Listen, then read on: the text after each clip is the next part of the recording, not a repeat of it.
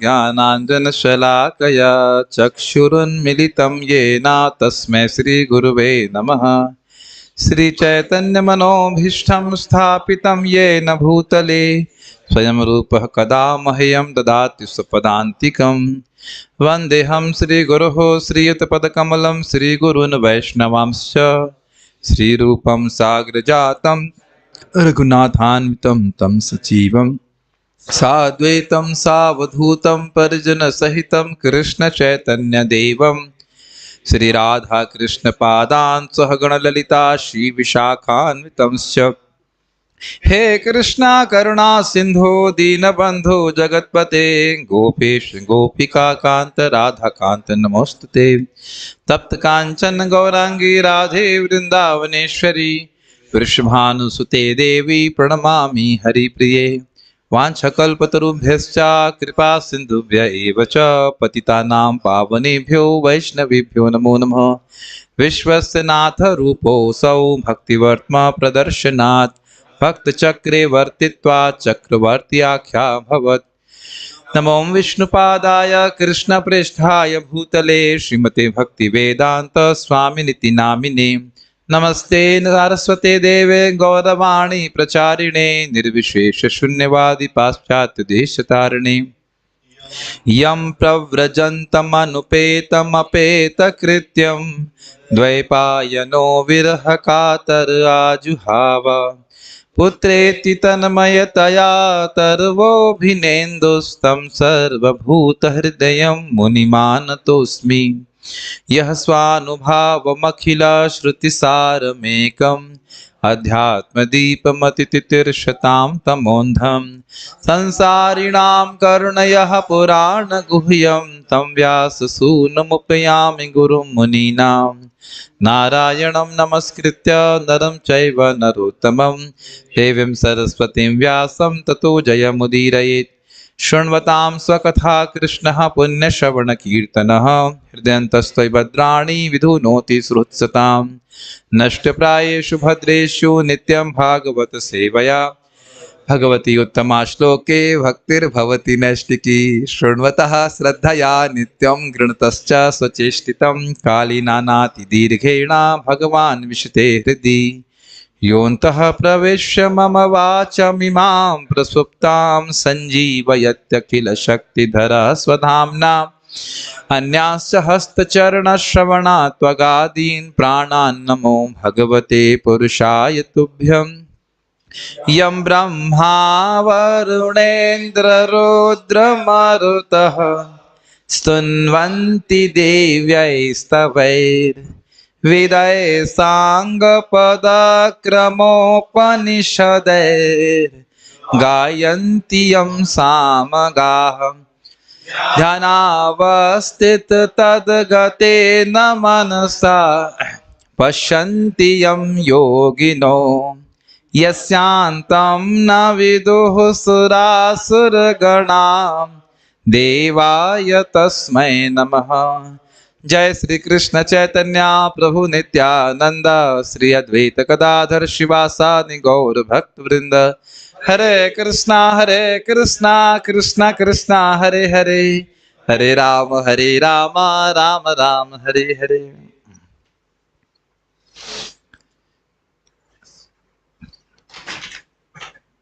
सबसे पहले तो हम उपस्थित श्रोताओं को बहुत बहुत धन्यवाद देना चाहते हैं। और यह फॉर्मेलिटी के लिए नहीं है, वास्तविकता है कि पढ़ाने के नाते हमारी दिहाड़ी बन जाती है।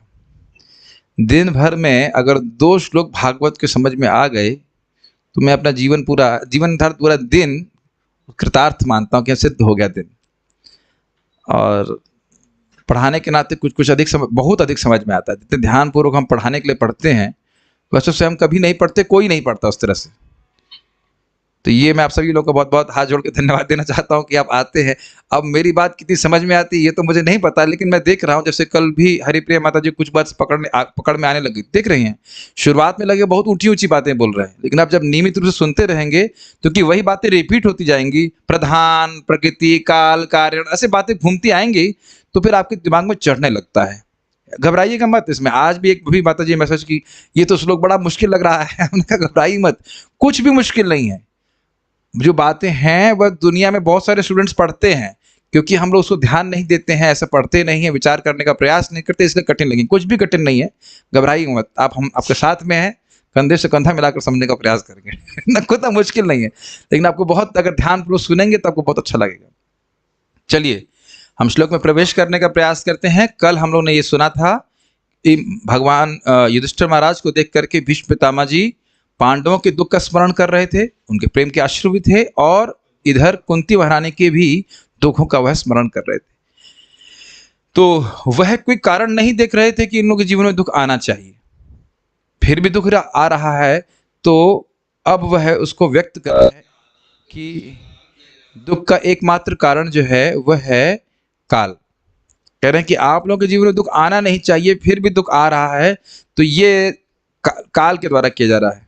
तो इस कारण से हम लोग अब उनके कुछ 2 श्लोकों को बता रहे हैं, 2 श्लोकों के द्वारा कह रहे हैं सब काल के द्वारा हो रहा है, इसलिए आपको शोक करने की आवश्यकता नहीं है, और युद्ध भी काल के द्वारा ही हुआ, इसलिए शोक करने की आवश्यकता नहीं। तो 2 श्लोकों में आज केवल 2 श्लोक करेंगे। इसके द्वारा वह यह सिद्ध कर रहे हैं कि जो कुछ भी हुआ वो काल के द्वारा हुआ। युधिष्ठिर महाराज, आपको इसमें शोक करने की कोई जरूरत नहीं है। तो मेरे पीछे बोलिए, श्रीमद् भागवतम प्रथम स्कंद 9वां अध्याय 14 और 15वां श्लोक करने का हम प्रयास करेंगे। सर्वं काल कृतं मन्ये, सर्वं काल कृतं मन्ये, भवतां च यदप्रियं, भवतां च यदप्रियं, सपालो यद्वशे लोको, सपालो यद्वशे लोको, वायुरिव घनावलिः, वायोरिव घनावलिः। एकदम हिंदी जैसा है कि नहीं? सर्वं काल कृतं मन्ये, सर्वं काल कृतं मन्ये, भवतां च यदप्रियं, भवतां च यदप्रियं, सपालो यद्वशे लोको, सपालो यद्वशे लोको, वायोरिव घनावलिः, वायोरिव घनावलिः। सर्वं काल कृतं मन्ये, भवतां च यदप्रियं, सर्वं काल कृतं मन्ये, भवतां च यदप्रियं, सपालो यद्वशे लोको, वायुरिव घनावलिः, सपालो यद्वशे लोको, वायोरिव घनावलिः। सर्वं काल कृतं मन्ये, भवतां च यदप्रियं, सपालो यद्वशे लोको, वायोरिव घनावलिः, सर्वं काल कृतं मन्ये, भवतां च यदप्रियं, सपालो यद्वशे लोको, वायोरिव घनावलिः। इससे पहले कि हम एक डिस्क्लेमर करना चाहते हैं। डिस्क्लेमर क्या है? अगर आप ये सोचें कि ये सब क्लासेस प्रचार के हेतु दी जा रही हैं, तो ये नहीं है। क्या कहना चाहते हैं? प्रभुपाद जी प्रथम स्कंद के प्रथम अध्याय के प्रथम श्लोक में कह रहे हैं कि जो गंभीर छात्र है वो भागवतम को सब आचार्य जो हैं इनकी टीकाओं से समझने का प्रयास करेंगे। तो हम समझने का प्रयास कर रहे हैं, और कुछ लोग जो इस प्रकार से रुचि लेना चाहते हैं उनके लिए हम प्रयास कर रहे हैं। इसलिए कभी कभी कठिन चीज आएगी, अगर मुझे समझ में आएगी तो मैं छोड़ूंगा नहीं। यद्यपि छात्रों को ना समझ में आए, लेकिन अगर मुझे समझ में आ गया तो हम बताने का प्रयास जरूर करेंगे। भले आज समझ में नहीं आ रहा है, आगे जाके जरूर समझ में आ जाएगा। ठीक है, ये मतलब है, और आप समझ रहे होंगे कुछ सामर्थ्य भी विकसित हो गया होगा अलग अलग अर्थों को समझने का। भले याद नहीं रहता, वो कोई बड़ी बात नहीं, लेकिन समझने का और सामर्थ्य, समझ रहे हैं, कैपेसिटी डेवलप होती है। सुनते हैं तो समझ में आता है। पहले इसका हम अनुवाद देखते हैं, क्या लिंक है, क्या शब्दों के अर्थ हैं, उसको ये भक्ति है, श्रीमद् भागवतम के अर्थ का आस्वादन करना।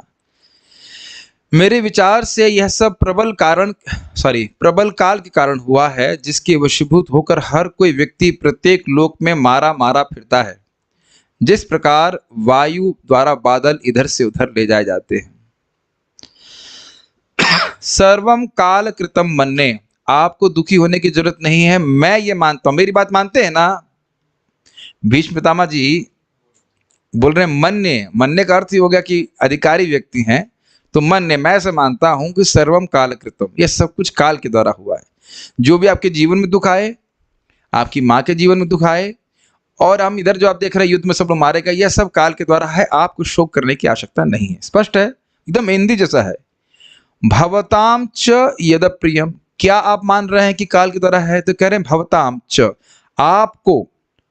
आपको भी कहना चाहिए। च मतलब अपि, मां को दुख हुआ ही, और आपको भी यद अप्रियम, जो कुछ भी आपका अप्रिय हुआ है। समझ रहे हैं? यह सब काल के द्वारा हुआ। इसको उसको बता रहे हैं कि सपालो यदवशे लोके, जितने भी लोकपाल इस जगत में है, लोकपाल का मतलब बड़े बड़े अधिकारी हैं इस ब्रह्मांड में, और लोको मतलब उनके जो लोक पे रहने वाले लोग हैं, जिनका जिनका अधीक्षण वो स्वयं कर रहे हैं।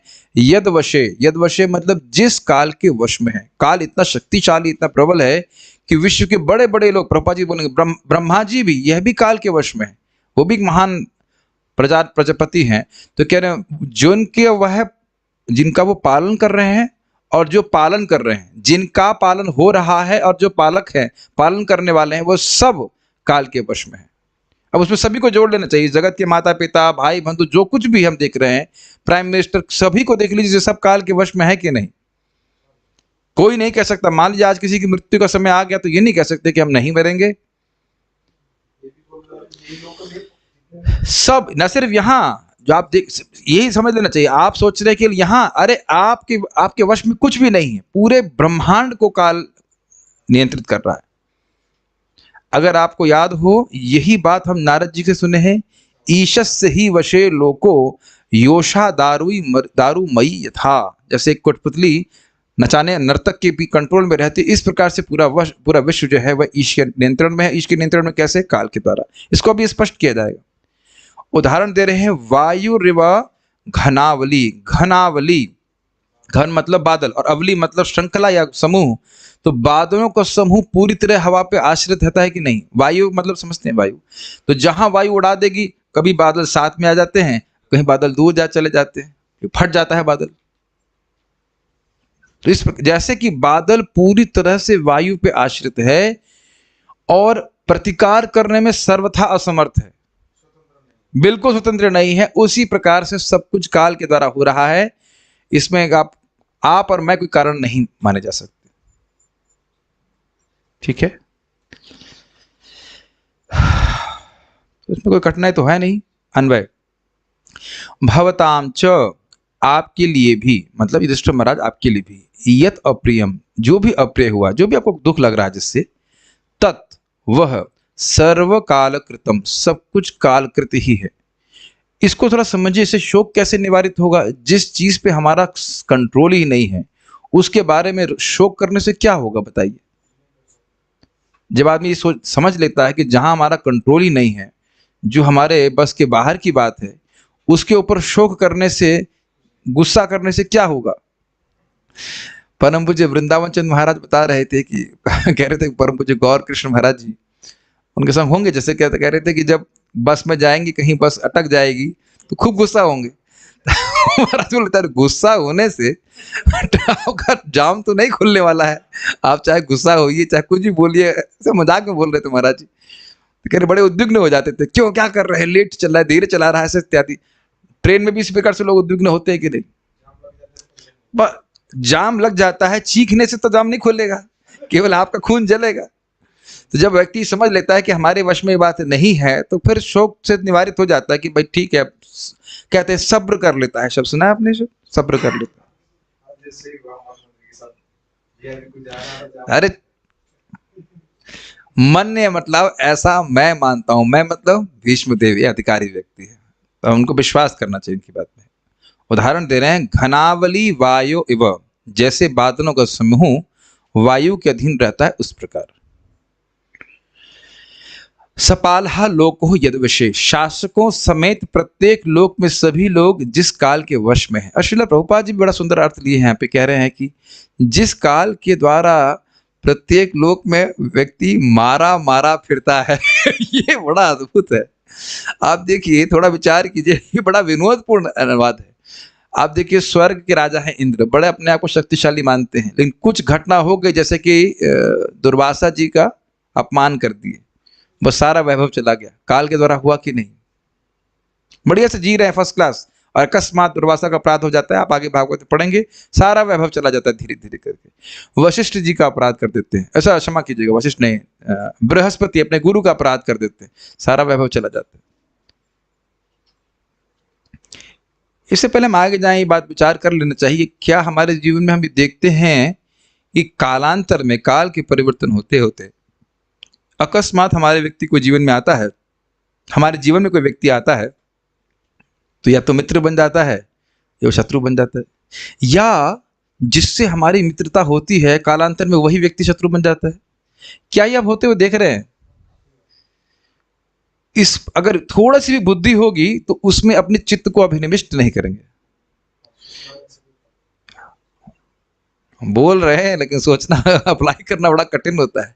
लेकिन थोड़ा सा भी अपने को हम डिस्टेंस करने का प्रयास करें, डिस्टेंस समझ रहे हैं, अपने को पीछे थोड़ा हटक के देखेंगे कि जिस व्यक्ति से हम बहुत प्रेम कर रहे हैं वही व्यक्ति एकदम घूम करके हमारा दुश्मन बन जाता है। अभी कौन बता रहे थे, मतलब बातें सुनने आती ही रहती, अपनी माता को ही लोग घर से निकाल देते हैं। जिस बच्चे को पूरा जीवन भर पाल पोस के रखा वही घर से निकाल देता है। ये कालांतर में तो हो रहा है ना, कालक्रम जिसे कहते हैं ना, काल के क्रम में सब कुछ हो रहा है।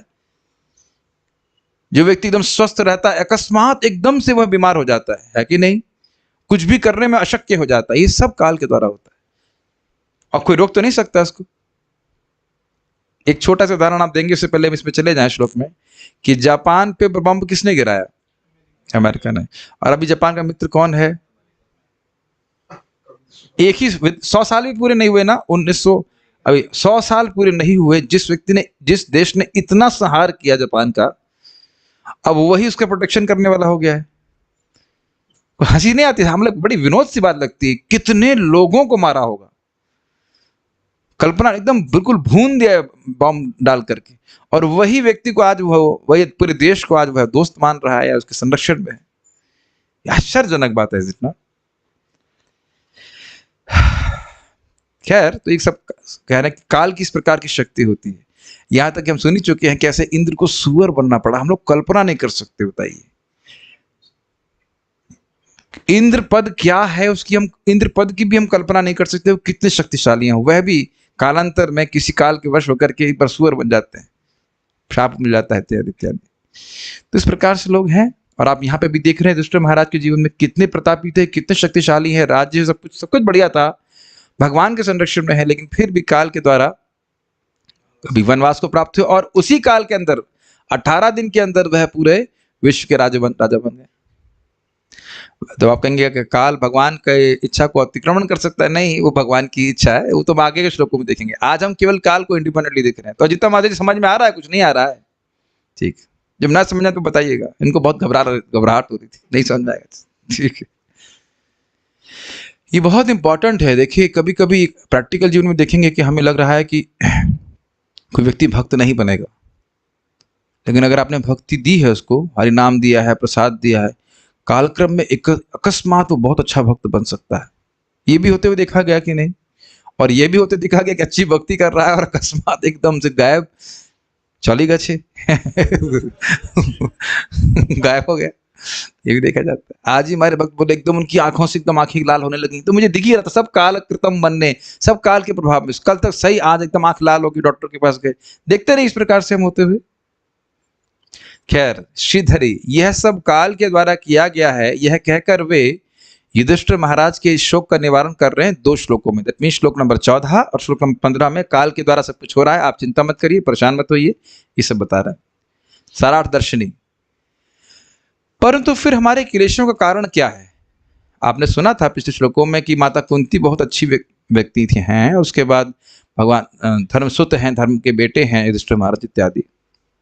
तो उनका कारण तो पाप तो नहीं होना चाहिए। उसका कारण प्राचीन या अर्वाचीन कर्म या कोई पाप हो, ऐसा बोलने में असमर्थ होने के कारण भीष्म देव यहाँ लौकिक उक्ति से कह रहे हैं कि ये सब काल के द्वारा हुआ है, ऐसा मैं मानता हूं। इसका क्या आशय है? देखिए, प्राचीन मतलब पुराना, हाँ प्रारब्ध, लेकिन अभी प्राचीन को प्राचीन ग्रहण कीजिए। प्राचीन का मतलब पिछले जन्म का, प्राचीन मतलब पुराना, और अर्वाचीन मतलब अभी। तो आप धर्मपुत्र ही हैं, तो इसलिए आपके जीवन में पहले कोई पाप रहा हो तो संभव नहीं है, और इस जीवन में आपसे कोई पाप हुआ नहीं। जिस व्यक्ति ने कभी झूठ ही नहीं बोला वो और क्या पाप करेगा बताइए? अब हम लोग गिन सकते हैं कि हमने कितने झूठ बोले हैं? हम लोग गिन भी नहीं सकते। अगर एक अंदाज बोलने जाए कि हम नाम नहीं रख रहे हैं, कुछ लोगों को तो खूब अभ्यास झूठ बोलने का है कि नहीं? ये पॉलिस्टर है ना? नहीं, ये तो प्योर कॉटन है, ले लीजिए। नहीं, नाम नहीं रख रहे, भागवत क्लास में नाम नहीं रखा जाता, समझने वाले समझ रहे वो च्यवनप्राश भी बेच दिया जाता है, कभी खुद ना खाया हो। समझ रहे हैं क्या कह रहा हूँ मैं? ठीक है। तो खैर कहने का आशय यह है कि इस जन्म में भी हम लोग बहुत सारे बुरे कर्म करते हैं, है कि नहीं? बुरे से मेरा मतलब कुछ पाप करते हैं तो व्यक्ति, तो ऐसा तो युधिष्ठिर महाराज के जीवन में देखा नहीं जा रहा है। पिछले जन्म का कुछ पाप है नहीं तो आप धर्मपुत्र क्यों होते? साक्षात धर्म, मूर्तिमान धर्म कैसे होते? और इस जन्म में भी कोई पाप नहीं किया है, कर्म ऐसा नहीं किया है। तो भीष्मदेव कह रहे हैं कि हम देखिए, सर्वकाल कृतम मन्ने, मतलब ध्यान से सुनिएगा कि ऐसा कोई कारण नहीं देख रहे हैं जिसकी वजह से इनको दुख उपस्थित हो। तो अब फिर भी दुख हो रहा है, इसका मतलब काल, और काल क्यों कर रहा है हम समझ नहीं रहे। ये बात यहां पकड़ेंगे तो अगला श्लोक भी समझ में आएगा। हमको नहीं दिख रहा है कि क्या कारण। जैसे आप देखिए यहां पे भी भक्त लोग कहते हैं कि भगवान का नाम जप कर रहे हैं तो दुख क्यों आ रहा है। वैसे इस तो अगला कारण ही हो गया, लेकिन दुख आपके कर्मों की वजह से नहीं आ रहा है, वो भगवान की इच्छा से आता है। लेकिन नहीं तो अगर ऐसा बोलेंगे तो ये बात गलत हो जाएगी कि भगवान के नाम में अनंत शक्ति है। एक ही नाम सारे पाप कर्म ताप कर्म सबको ध्वंस करने में समर्थ है। हम लोग पढ़ चुके हैं इस बात को। तो जो नाम उच्चारण कर रहे हैं 5.1.35 में भी लिखा गया है इस बात को कि शास्त्र के वचन के आधार पर स्वीकार करना पड़ेगा कि जो नाम उच्चारण करता है उसका सूक्ष्म शरीर तुरंत परिवर्तित हो जाता है, भले हमको दिखाई नहीं पड़ता। स्थूल शरीर भगवान की अचिंत्य शक्ति से बना रहता है। ये सब बातें मुझे पता है हजम नहीं होती, किसी को नहीं होती, किसी को नहीं, मतलब हम जैसे लोगों को नहीं होती। आचार्यगण तो समझ ही रहे हैं इस बात। दीक्षा के समय सारे कर्म ध्वंस हो जाते हैं, ये भी सत्य बात है। फिर कैसे बताइए शरीर बना हुआ है। तो अब आप कुछ समझ नहीं सकते इस बात को। तो खैर यहां पे बात आ रही है कि भीष्मदेव कह रहे हैं कि मैं समर्थ नहीं हो रहा हूं इस दृष्टि से देखने के लिए कि कोई पाप आपका रहा हो उसकी वजह से दुख प्राप्त हुआ है, इसलिए लौकिक रीति से बोल रहे हैं कि काल कर रहा है। वस्तुतः बात यह है कि भगवान कर रहा है। वो आगे हम 16वें श्लोक में देखने वाले हैं, 16 के आगे। यहां वो एक लौकिक समाज में बोलते हैं ना भाई, होनी को कौन टाल सकता है। होनी मतलब जो काल ने निर्धारित कर लिया। भगवान की, मैं शब्द भगवान की इच्छा भी यहाँ उपयोग नहीं करना चाहता, वो मैं आगे उसको रहस्य में रखना चाहता हूँ। वैसे बात सही है कि काल भगवान की इच्छा है, तो जो काल की इच्छा से हो रहा है वैसे कर रहे हैं, आप क्यों चिंता कर रहे हैं। लौकिक युक्ति समझ रहे, जैसा लोक में लोग कहते हैं उस तरह से बोल रहे हैं। परंतु अब जरा ध्यान से सुनिए, परंतु काल तो प्रारब्ध सुख एवं दुख, प्रारब्ध के संग सुख जोड़ दीजिए, परंतु काल तो प्रारब्ध सुख एवं दुख भोगने का आधार है। और इसलिए यदि आप कहते हैं कि काल कारण है तो वह तो सहकारी मात्र है। समझने का इसका प्रयास कीजिए। देखिए काल एक अधिकरण है। अधिकरण मतलब किस स्थान में, एक विशेष काल में हमको प्रारब्ध सुख या दुख मिलता है। प्रारब्ध मतलब केवल दुख नहीं होता है, सुख भी होता है। प्रारब्ध से ही आपको अच्छा पनीर सब्जी खाने को मिलेगी। और महाराज बता रहे थे आज सुबह भी, कभी कभी इच्छा होती है कि सूखी रोटी खाएं, लेकिन कहते नहीं सूखी रोटी है ही नहीं, घी की ही रोटी है कि नहीं। और कभी कभी इच्छा होती है कि आज ये खाएंगे, उस दिन वो खाना नहीं मिलता, या मिलता है तो जल जाता है, नमक कम होता है, इत्यादि इत्यादि। ऐसे देखते हैं कि नहीं महाराज। तो ये सब प्रारब्ध सुख और दुख दोनों ही होता है। Make sense. तो अब आप ये बताइए कि प्रारब्ध सुख कब मिलता है, काल आने पर मिलता है। अगर मैं कहूं कि एक विशेष काल की परिस्थिति में मिलता है तो आप समझेंगे, इस बात को स्वीकार करेंगे। जब समय आएगा, तो यही तो बोल रहा हूं, जब समय आएगा तो मिलेगा। तो यही तो प्रारब्ध का मतलब है ना। प्रारब्ध मतलब जो हम दुख भोग रहे हैं, सुख भोग रहे हैं, तो काल में ही तो मिलेंगे। ये नहीं समझ में आ रहा। मान लीजिए कि आज कोई व्यक्ति गलत कार्य किया, तो वो जब दुख भोगेगा, तो जब वो समय आएगा दुख भोगने का तब ना भोगेगा। मान लीजिए 50 साल के बाद उसको दुख भोगना है काल कर्म के सिद्धांत के अनुसार, तो जब वो समय आएगा तब तो भोगेगा ना। तो काल उसका अधिकरण हुआ कि नहीं। जैसे ये क्लास यहां हो रही है, तो ये क्लास, ये जो कक्षा है, ये जो हॉल है, ये इसका अधिकरण है। इस आधार है, इसके ऊपर क्लास हो रही है, इसमें क्लास हो रही है। मुझे पता है कि ऊपर से जा रहा है, लेकिन कोई मुश्किल नहीं, ऊपर से नहीं जा रहा होगा भाई। पिछले जन्म में मान लीजिए आपने दान दिया, ठीक, तो इस जन्म में आपको उस दान का पैसा मिलना है वापस। तो वो जब समय आएगा तब ना आपको पैसा मिलेगा। हमारा काल जब आएगा, वो काल समय आएगा, जब निर्धारित समय होगा तब आएगा। मान लीजिए ऐसे समझ लीजिए, बड़ा सिंपल सा उदाहरण दे रहा हूँ, टिकट लिया है आपने एयरपोर्ट का या जो भी फ्लाइट का, लेकिन जब टाइम आएगा फ्लाइट का तभी तो आप बैठेंगे, उससे पहले तो आप नहीं कूद जाएंगे, सारी फ्लाइट जा रही नहीं मुझे उस पर कूद जाए। महाराज समझाते हैं कि आपने पैसा जमा किया, फिक्स डिपॉजिट किया है और संडे को आप बैंक इसमें खड़े हो जाइए, नहीं ये मेरा पैसा है निकालो उसको, तो पुलिस बुला लेगा। वो तुम्हारा पैसा हो चाहे कुछ भी हो, लेकिन काल आने पे मिलेगा ना। ठीक है।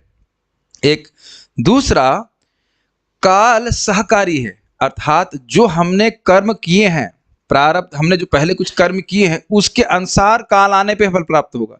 फॉर एग्जाम्पल बैंक वाले ले लीजिए, जो बैंक में जमा किए हैं वही काल आने पे उसको आपको पैसा मिलेगा, ऐसा नहीं कि दूसरे के अकाउंट से पैसा मिल जाएगा आपको। तो जो समय है वह सहकारी ही तो है ना। जैसे समझिए इस बात को, मान लीजिए हम क्या बोलते हैं, बोया बीज, बोया पेड़ बबूल का तो आम कहां से होई। तो अगर बबूल का बीज बो दिए या आम का बो दिए, तो वो एक कर्म की तरह, हमने आज कुछ कर्म किया, तो उस कर्म को फलित करने के लिए सहकारी है ना काल। इट इज असिस्टिंग योर कर्म। ऐसा नहीं कि कुछ भी नहीं किया है और फल बबूल का मिल गया और आम का मिल गया। कुछ समझ में आ रहा है? दिमाग में घुसाने वाली बात है। अगर आप कहें सब कुछ काल कर रहा है, तो इसका कहने का अर्थ यह हुआ कि बीज डाला ही नहीं और पेड़ उग गया। तो ये तो बड़ी अजीब सी बात होगी। भाई किसी के बबूल उग रहे हैं, किसी के आम उग रहे हैं, तो कहेंगे मेरे पास बबूल बबूल, तेरे पास आम आम, ऐसा कैसे? तो बीज जो बोया गया है उसको असिस्ट कर रहा है, उसकी सहायता कर रहा है काल फलीभूत होने में। ये दिख रहा है कि नहीं दिख रहा है बताइए? आम का पेड़ अगर आप आज उगा देंगे तो कल तो पेड़ फल नहीं मिलेगा।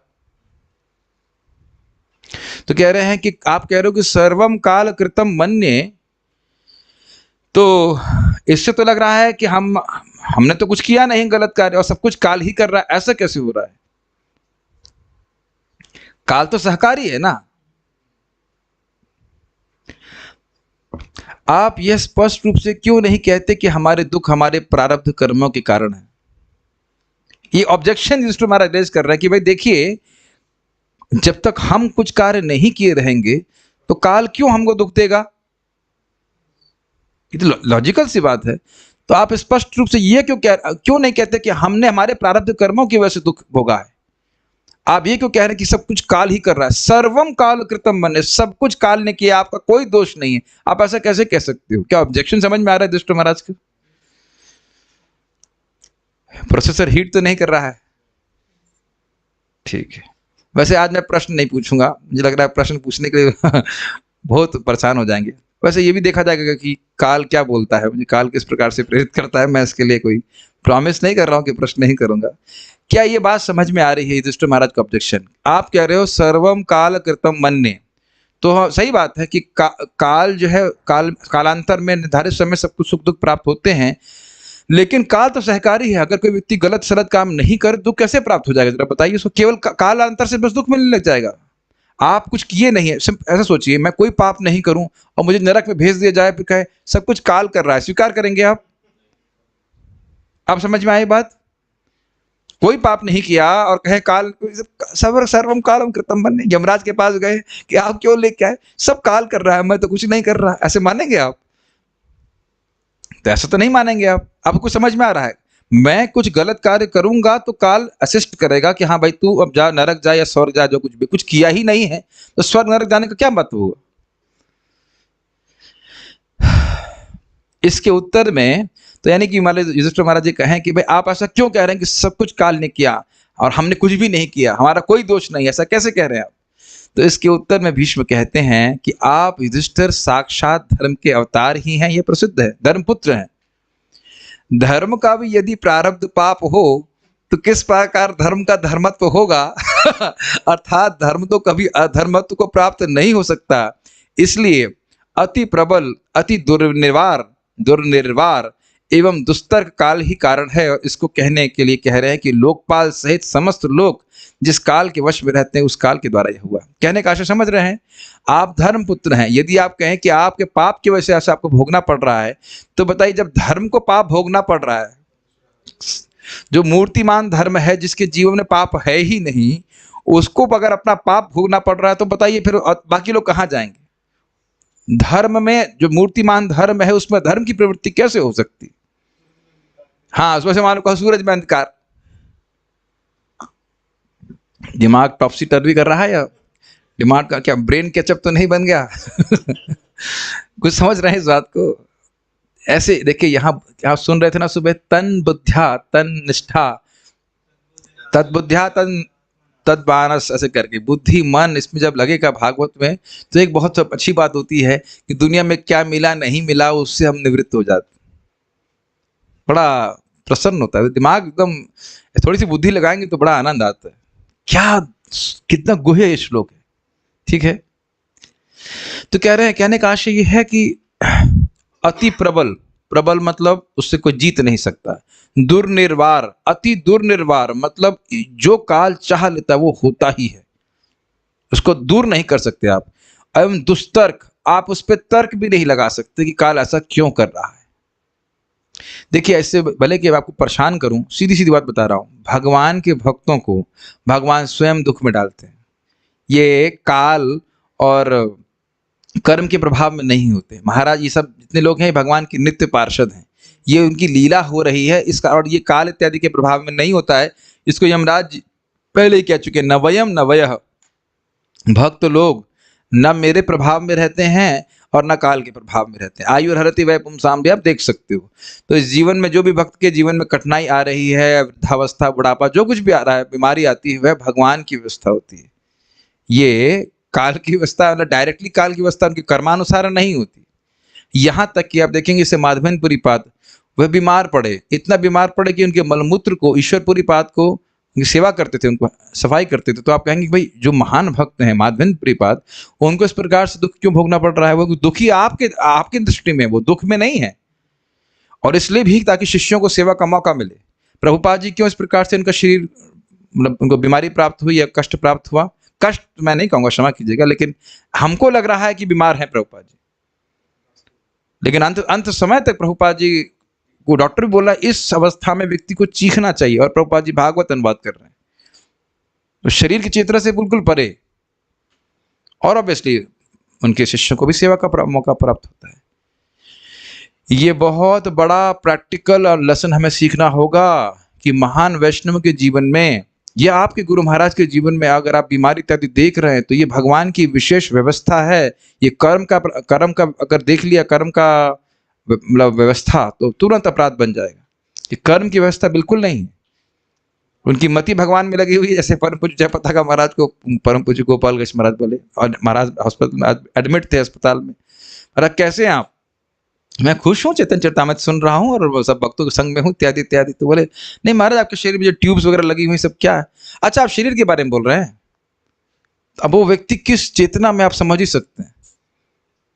जैसे कोई बोले कि आपकी बोतल टूट गई है, अच्छा, ये स्थिति। तो इसलिए शास्त्र दृष्टि से हमें वैष्णवों को, महान भक्तों को देखना होगा। समझ रहे हैं बात? तो इसलिए पहले मैं क्लियर कर दे रहा हूं, नहीं तो आप लोगों को समझ में आएगा कौन कर रहा है, कौन कर रहा है, आखिर कौन कर रहा है। इस रहस्य को रिलीज करते हैं, कृष्ण डायरेक्ट कर रहे हैं, और क्यों कर रहे हैं उसको आगे सुनेंगे। तो कह रहे हैं कि ये लोकपाल, मतलब जो बड़े बड़े, लोकपाल कहने से क्या आशय है? देखिए, आशय यह है कि जो पूरे प्रजा का, पूरे ब्रह्मांड के मैनेजर हैं बड़े बड़े लोग, वह भी काल के प्रभाव में है। तो आप और हम अगर इस प्रकार से काल के प्रभाव में दुख प्राप्त करें तो उसमें क्या आश्चर्य की बात है। लेकिन ये लौकिक रीति से बोल रहे हैं भाइयों, समझ में आ रहा है? पांडव इत्यादि इसके नहीं है। इसी प्रकार से भीष्म पितामह जी के ऊपर इस प्रकार का आरोप करना कि वह कुछ कर्म किए थे जिसकी वजह से उनको आज शरशैया पर लेटना पड़ा, ये बहुत बड़ी गलती होगी। वो महाभागवत हैं, भगवत इच्छा से ऐसा हो रहा है। देखिए, वो जो लोग बोलते हैं वो लौकिक रीति से बोल रहे हैं। यहाँ भी तो भीष्म पितामह लौकिक रीति से, लौकिक मतलब जो लोक में प्रथा है कि हाँ भाई सब काल कर रहा है, उस रीति से बोल रहे हैं, लेकिन वास्तविक वो कारण नहीं है। तात्पर्य, इस ब्रह्मांड के भीतर सारे अंतरिक्ष में काल का नियंत्रण उसी तरह है जिस प्रकार सारे लोकों में उसका नियंत्रण है। सब जगह काल नियंत्रित कर रहा है लोगों को।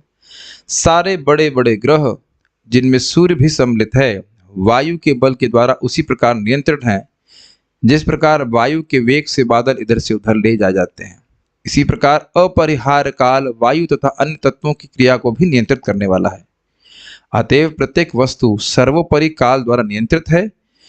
जो इस भौतिक जगत के अंदर भगवान का सबसे शक्तिशाली प्रतिनिधि है। बेसिकली काल भगवान की इच्छा है, इच्छा शक्ति को बोला जाता है, जिसके कारण पूरा जगत क्रियामाण है। काल बीत रहा है ना? काल नहीं बीत रहा है, खाली घड़ी घूम रही है और हमारा हम परिवर्तन होते हुए दिख रहा है, लेकिन काल सब कुछ परिवर्तित कर रहा है, काल नहीं बीतता है। अतएव युधिष्ठिर को इस काल की अकल्पनीय क्रिया से दुखी नहीं होना चाहिए, मतलब जो उनकी समझ के बाहर चल रहा है। मनुष्य जब तक इस भौतिक संसार की स्थितियों में रहता है, तब तक उसे काल की क्रिया प्रतिक्रियाओं को सहन करना होता है। बहुत सुंदर बात है। सहन करना होता है का आशय यह है कि शोक से अभिभूत नहीं होना चाहिए। जो आवश्यक है व्यक्ति को करना चाहिए, मतलब बीमार है तो दवा खानी होगी, सारा कुछ करना होगा, लेकिन शोक से अभिभूत नहीं होना। अगर शोकाकुल हो गए तो भजन नहीं कर पाएंगे। समझ रहे हैं? Make sense? हाय ये नहीं हुआ, हाय वो हो गया, हाय हाय, तो हाय हाय जितने समय हाय हाय किए उतने समय तो हरे कृष्णा नहीं किए, ये भागवत तो नहीं पढ़े। ये एक बहुत सिद्धांत आप भक्ति रसामृत सिंधु में भी सीखेंगे, शोक से अभिभूत नहीं होना चाहिए। बहुत सारे जीवन में ऐसी बातें आएंगी इसमें आप रोते रहिए, है ऐसा क्यों हो गया, वैसा हो गया, लेकिन आप देख सकते हैं कि श्रीमद् भागवतम के श्रवण से शोक मोह भयापह, शोक नष्ट हो जाता है, मोह नष्ट होता है, भय नष्ट हो जाता है, अपने आप व्यक्ति प्रसन्न होने लगता है। नहीं तो जिंदगी भर जिसको कुछ जो प्राप्त करना चाहता है वो प्राप्त करने के बाद भी रोता रहता है कि नहीं? गलत तो नहीं कह रहे? ये तो दृष्ट है जगत में, जो प्राप्त करना चाहता है उसको प्राप्त करने के बाद भी रोता रहता है कि नहीं? युधिष्ठिर को यह नहीं सोचना चाहिए कि उन्होंने पिछले जन्म में पाप किया था। देखिए स्पष्ट चक्रवर्ती पाद की टीका में पढ़े थे कि हमने बात, जिसका परिणाम उन्हें भोगना पड़ रहा है। बड़े से बड़े पुण्यात्मा को भी भौतिक प्रकृति की दशाओं को भोगना पड़ता है। इसकी व्याख्या हमने कल भी करी थी, आज फिर से कर रहा हूं। चाहे कितना भी पुण्यात्मा हो, ये जगत ही दुखालय है, वो सबको दुख प्राप्त होगा ही। ऐसा नहीं है कि पुण्य करेंगे तो हमको दुख प्राप्त नहीं होगा। हाँ, आपको अधिक सुविधाएं जरूर प्राप्त होंगी भौतिक रूप से, लेकिन आप ये नहीं कह सकते कि आपको दुख मिलेगा ही नहीं।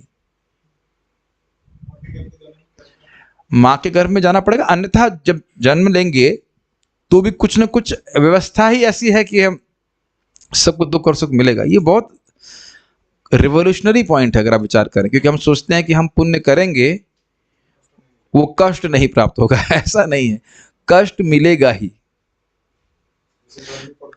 हाँ एग्जैक्टली, प्रभा जी बोलते हैं गर्मी लगता है तो जो पुण्यात्मा से गर्मी नहीं लगेगी, हो सकता है उसको एसी मिल जाए।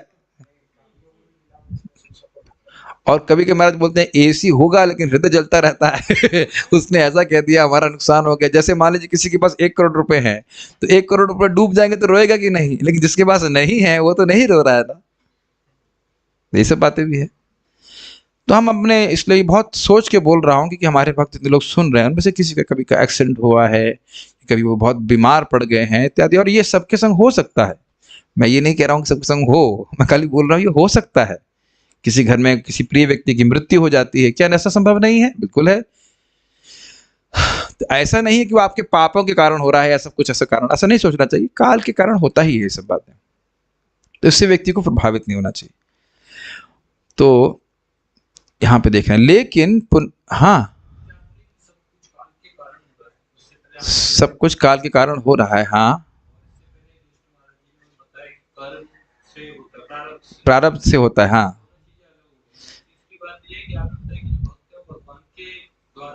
अलग कुछ भी नहीं है। देखिए जबकि किसी के पाप और पुण्य होते हैं वह कालांतर में फलीभूत होते हैं, तो ये सिद्धांत है।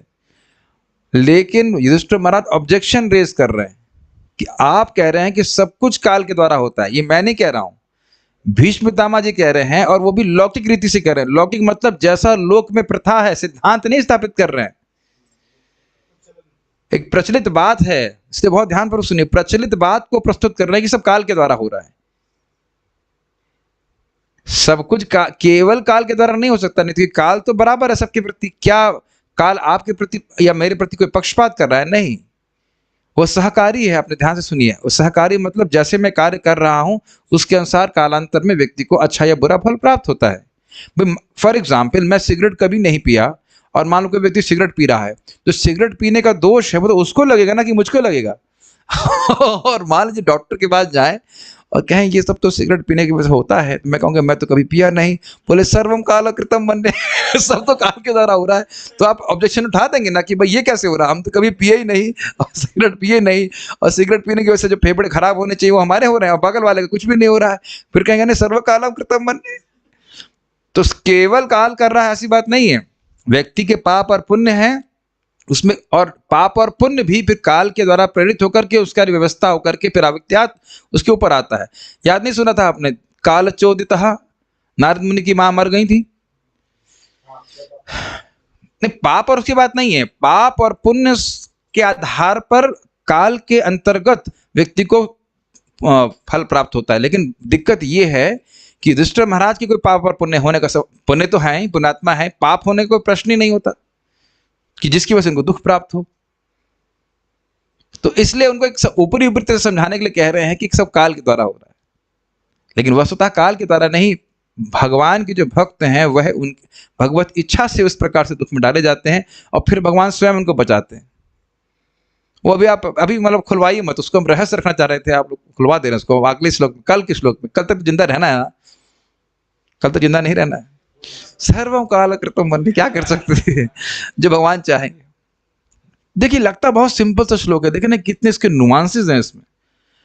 बड़े से बड़े पुण्यात्मा को भी भौतिक प्रकृति की दशाओं को भोगना पड़ता है, तो इसलिए यह मत सोचिएगा कि भक्ति कर रहे हैं तो जीवन में कोई कष्ट नहीं आएगा। कष्ट वैसे भगवान कम कर देते हैं, लेकिन फिर भी जो आएंगे उसको सहन करने की क्षमता होनी चाहिए। लेकिन पुण्यात्मा भगवान के प्रति श्रद्धावान होता है। लेकिन समझ गए, भक्ति कर रहे हैं फिर भी कष्ट आ रहा है तो भगवान में श्रद्धा तोड़नी नहीं चाहिए, क्योंकि वह प्रमाणिक ब्राह्मण तथा धर्मात्मा वैष्णव द्वारा निर्देशित होता है। ये हमने कल भी सीख लिया था। इन 3 पथ प्रदर्शक सिद्धांतों को ही जीवन का लक्ष्य बनाना चाहिए। पथ प्रदर्शक का मतलब समझ गए, दिख नहीं रहा है कुछ लेकिन लाइट प्राप्त हो रही है तो आपको रास्ता दिख रहा है। अंधेरा है एकदम और कुछ नहीं दिख रहा है, तो लाइट आने से आप देख पाते हो ना कि मुझे क्या रास्ते पे चलना चाहिए। तो किसी भी अवस्था में, जीवन में दुख हो सुख हो, व्यक्ति को 3 चीजें पे विश्वास होना चाहिए। भगवान हमारा गलत कभी नहीं कर सकते, हम आज नहीं समझ पा रहे हैं लेकिन भगवान हमारा गलत नहीं कर सकते। और ये विश्वास तब आता है जब हम नियमित रूप से सुनते हैं।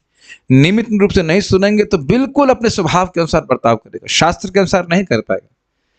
दूसरा, वैष्णवों के ब्राह्मणों के भाई आश्रय का मतलब ही हो गया निर्देशित, मतलब सुनना, सुनते रहना सुनते रहना सुनते रहना। नहीं पढ़ पा रहे तो कम से कम सुनते रहिए, फिर धीरे धीरे समझ में आने लग जाएगा कि अरे ये सब तो वाकई काल के प्रभाव में हो रहा है। और बस हमारे केस में हमने भी कुछ ऐसे अच्छे कर्म बुरे कर्म जो कुछ किए, जो कुछ भी है भगवत इच्छा से जो हो रहा है, शांति से संतोष करके भक्ति करते रहना चाहिए।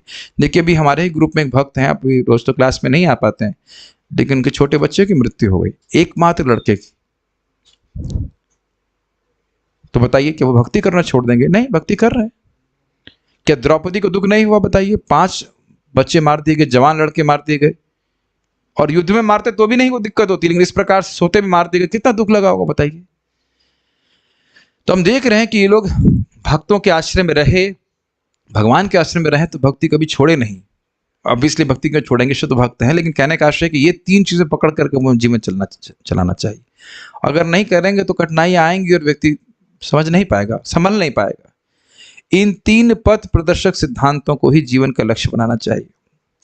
मुझे हंसी आ रही है, हमारे अमोघ प्रभु आज बता रहे थे कि इनका एग्जाम हुआ तो 70% तो इनको आ गया और 30% नहीं आया था। तो भागवत का श्लोक याद आ गया, पाही पाही महायोगीन देव देव जगतपते। और भगवान ने तुरंत, क्योंकि भागवत का आश्रय लेते हैं तो सारी इच्छाएं पूर्ण हो जाती है तुरंत ही, बाकी कितना 30% से भी कुछ कुछ करके आ गए। बता रहे थे अकस्मात भगवान ने आइडिया देने चालू कर दी और सॉल्व कर दिए। तो भागवत पढ़ने कुछ लाभ हुआ कि नहीं हुआ? कम से कम CS तो पास हो जाएगा। ठीक है कि नहीं? खैर ये तो विनोद की बात है, लेकिन कहने का आशय ये है कि आप देखेंगे कि जीवन में कष्ट आएगा, लेकिन भागवत के श्लोक सुन करके या स्मरण करके, गीता की बात सुन करके व्यक्ति शांत। शांति से बात को सहन कर लेता है। मनुष्य को शाश्वत काल की चालों से विचलित नहीं होना चाहिए। देखिए चाल का मतलब क्या है? चाल ये है कि वस्तुतः आत्मा के लिए कोई समस्या नहीं है। आत्मा के लिए कोई समस्या नहीं है। हमारा इस जगत से कोई संबंध नहीं है। हम शाश्वत जीव हैं। क्या कठिनाई है जरा बताइए? ये तो हम जब तक बद्धावस्था में हैं इसलिए इन कठिनाइयों को कठिनाई मान रहे हैं। वास्तविक रूप से कोई कठिनाई, भाई हमारा बड़ा अपमान हुआ। किसका अपमान हुआ? शरीर का अपमान हो सकता है, पृथ्वी जलवायु अग्नि आकाश का अपमान करते हैं हम लोग। ये केवल काल के और माया के प्रभाव में हम अपमान समझ रहे, हमारा नुकसान हो गया इत्यादि इत्यादि। पिछले जन्म के बारे में क्या विचार है आपका? कोई विचार नहीं है। अब समझ में आ रहा है कितनी चाल है काल की। पिछले जन्म में भी हमको उतना ही अभिनिवेशित किए, ये काल के द्वारा हो रहा था। काल और माया मिला लीजिए जितना इस जन्म में है। नहीं समझ में आ रहा है? नटवर प्रभु आपको पकड़ रहे हैं। आप बताइए आपका किस साल में आपका जन्म हुआ? 1977। और 72 में आप कहाँ थे? निश्चित बात है कहीं बिजनेस कर रहे होंगे, किसी को धोखा दे रहे होंगे। वो कालांतर में फिर चेंज हुआ का चलो फिर बिजनेस करो, इसको और में आके भी बिजनेस करो। लेकिन आप ये बताइए कि 72 में भी तो कोई आपकी पत्नी बच्चे सब रहे होंगे और अभी भी हैं। हम भी पिछले जन्म में कुछ थे, क्या कर रहे थे? ज्यादा दूर की बात नहीं है। सन 77 में 78 में कुछ ना कुछ रहे होंगे ना। और उस समय भी काल के प्रभाव में वही सोच रहा था यही बहुत, यही मेरी जिंदगी है। फिर चेंज हो गया, 82 में फिर पैदा हो गए और उन समस्याओं को बहुत महत्वपूर्ण मान रहे थे। मुक्त होना ये समस्या बिल्कुल नहीं मान रहे थे। मतलब जीवन जन्म मृत्यु के चक्र से मुक्त होना ये समस्या बिल्कुल नहीं सोच रहे थे। फिर काल का प्रभाव हुआ, फिर वही ड्रामा चालू। फिर हम ध्यान नहीं देंगे तो फिर वही काल हमको दोबारा प्रेरित कर देगा, धक्का मार देगा, फिर उसके बाद भाई ड्रामा चालू। तो ये विचारों बात इसलिए कह रहे हैं। और यानी कि ये वस्तुतः हमारी समस्याएं नहीं है। आत्मा का इस जगत से कोई संबंध नहीं है। यहां तक कि ब्रह्मांड के महान नियंता ब्रह्मा जी भी काल के वश में है। वो जानते ही हैं। उनसे पूछा गया कि आप हमको अमर होने का वरदान दीजिए। कहते हैं मैं खुद ही अमर नहीं हूं, मुझे मरना है। तो आपको क्या मैं बोलूंगा? और एक और बात है कि ब्रह्मा जी का दिन समाप्त होता है तो प्रलय होती है। ब्रह्मा जी रोक नहीं सकते हैं उसको। रोक देंगे ना? तो प्रभाव में है, काल के प्रभाव में है। अतएव धार्मिक सिद्धांतों का असली पालक होने के बावजूद भी मनुष्य को काल द्वारा नियंत्रित होने के कारण शुद्ध नहीं होना चाहिए। ये समझ में आया बात? जब ब्रह्मा जी काल के नियंत्रण में हैं, अर्थात कालांत जैसा काल होगा उस कारण से उनको सुख और दुख अनुभव करने पड़ते हैं। तो आप किस खेत की मूली हैं, मैं किस खेत की मूली हूं? कहने का आशय यह है कि मैं भक्ति कर रहा हूं, हरि नाम जप कर रहा हूं, भक्ति या जो भी पुण्य आत्मा हूं, तो मुझे दुख नहीं सताएगा, यह कहने का अधिकार हमारा नहीं है। जो भी भगवान की इच्छा से जो काल कहा जाता है, दुख और सुख प्राप्त होगा उसको सहन करना चाहिए और भगवान की भक्ति करना चाहिए, ताकि एक दिन हम लोग ऐसे स्थान में पहुंच जाएं जहां काल का कोई प्रभाव नहीं है। गोलोक वृंदावन वैकुंठ की प्राप्ति कर लें। वहां आप ढूंढेंगे तो वहां काल का कोई प्रभाव नहीं होगा। काल है लेकिन काल का प्रभाव नहीं है। एक बात थोड़ा और देखना पड़ेगा, काल यहाँ पे कंट्रोलर की तरह है। जैसे हम ये नहीं कह सकते कि बुढ़ा मत हो या मैं बुढ़ा नहीं होऊंगा। हड्डी शरीर, सबको बुढ़ा होना पड़ेगा, सबको मरना पड़ेगा, लेकिन वैसा वहां पे आध्यात्मिक जगत में नहीं है। पहुंच जाए एक बार, बस वहां पे पहुंच जाए, वहां पे मजा आ जाएगा। हमेशा हमेशा के लिए काल की समस्या से हम बच जाएंगे। हाँ,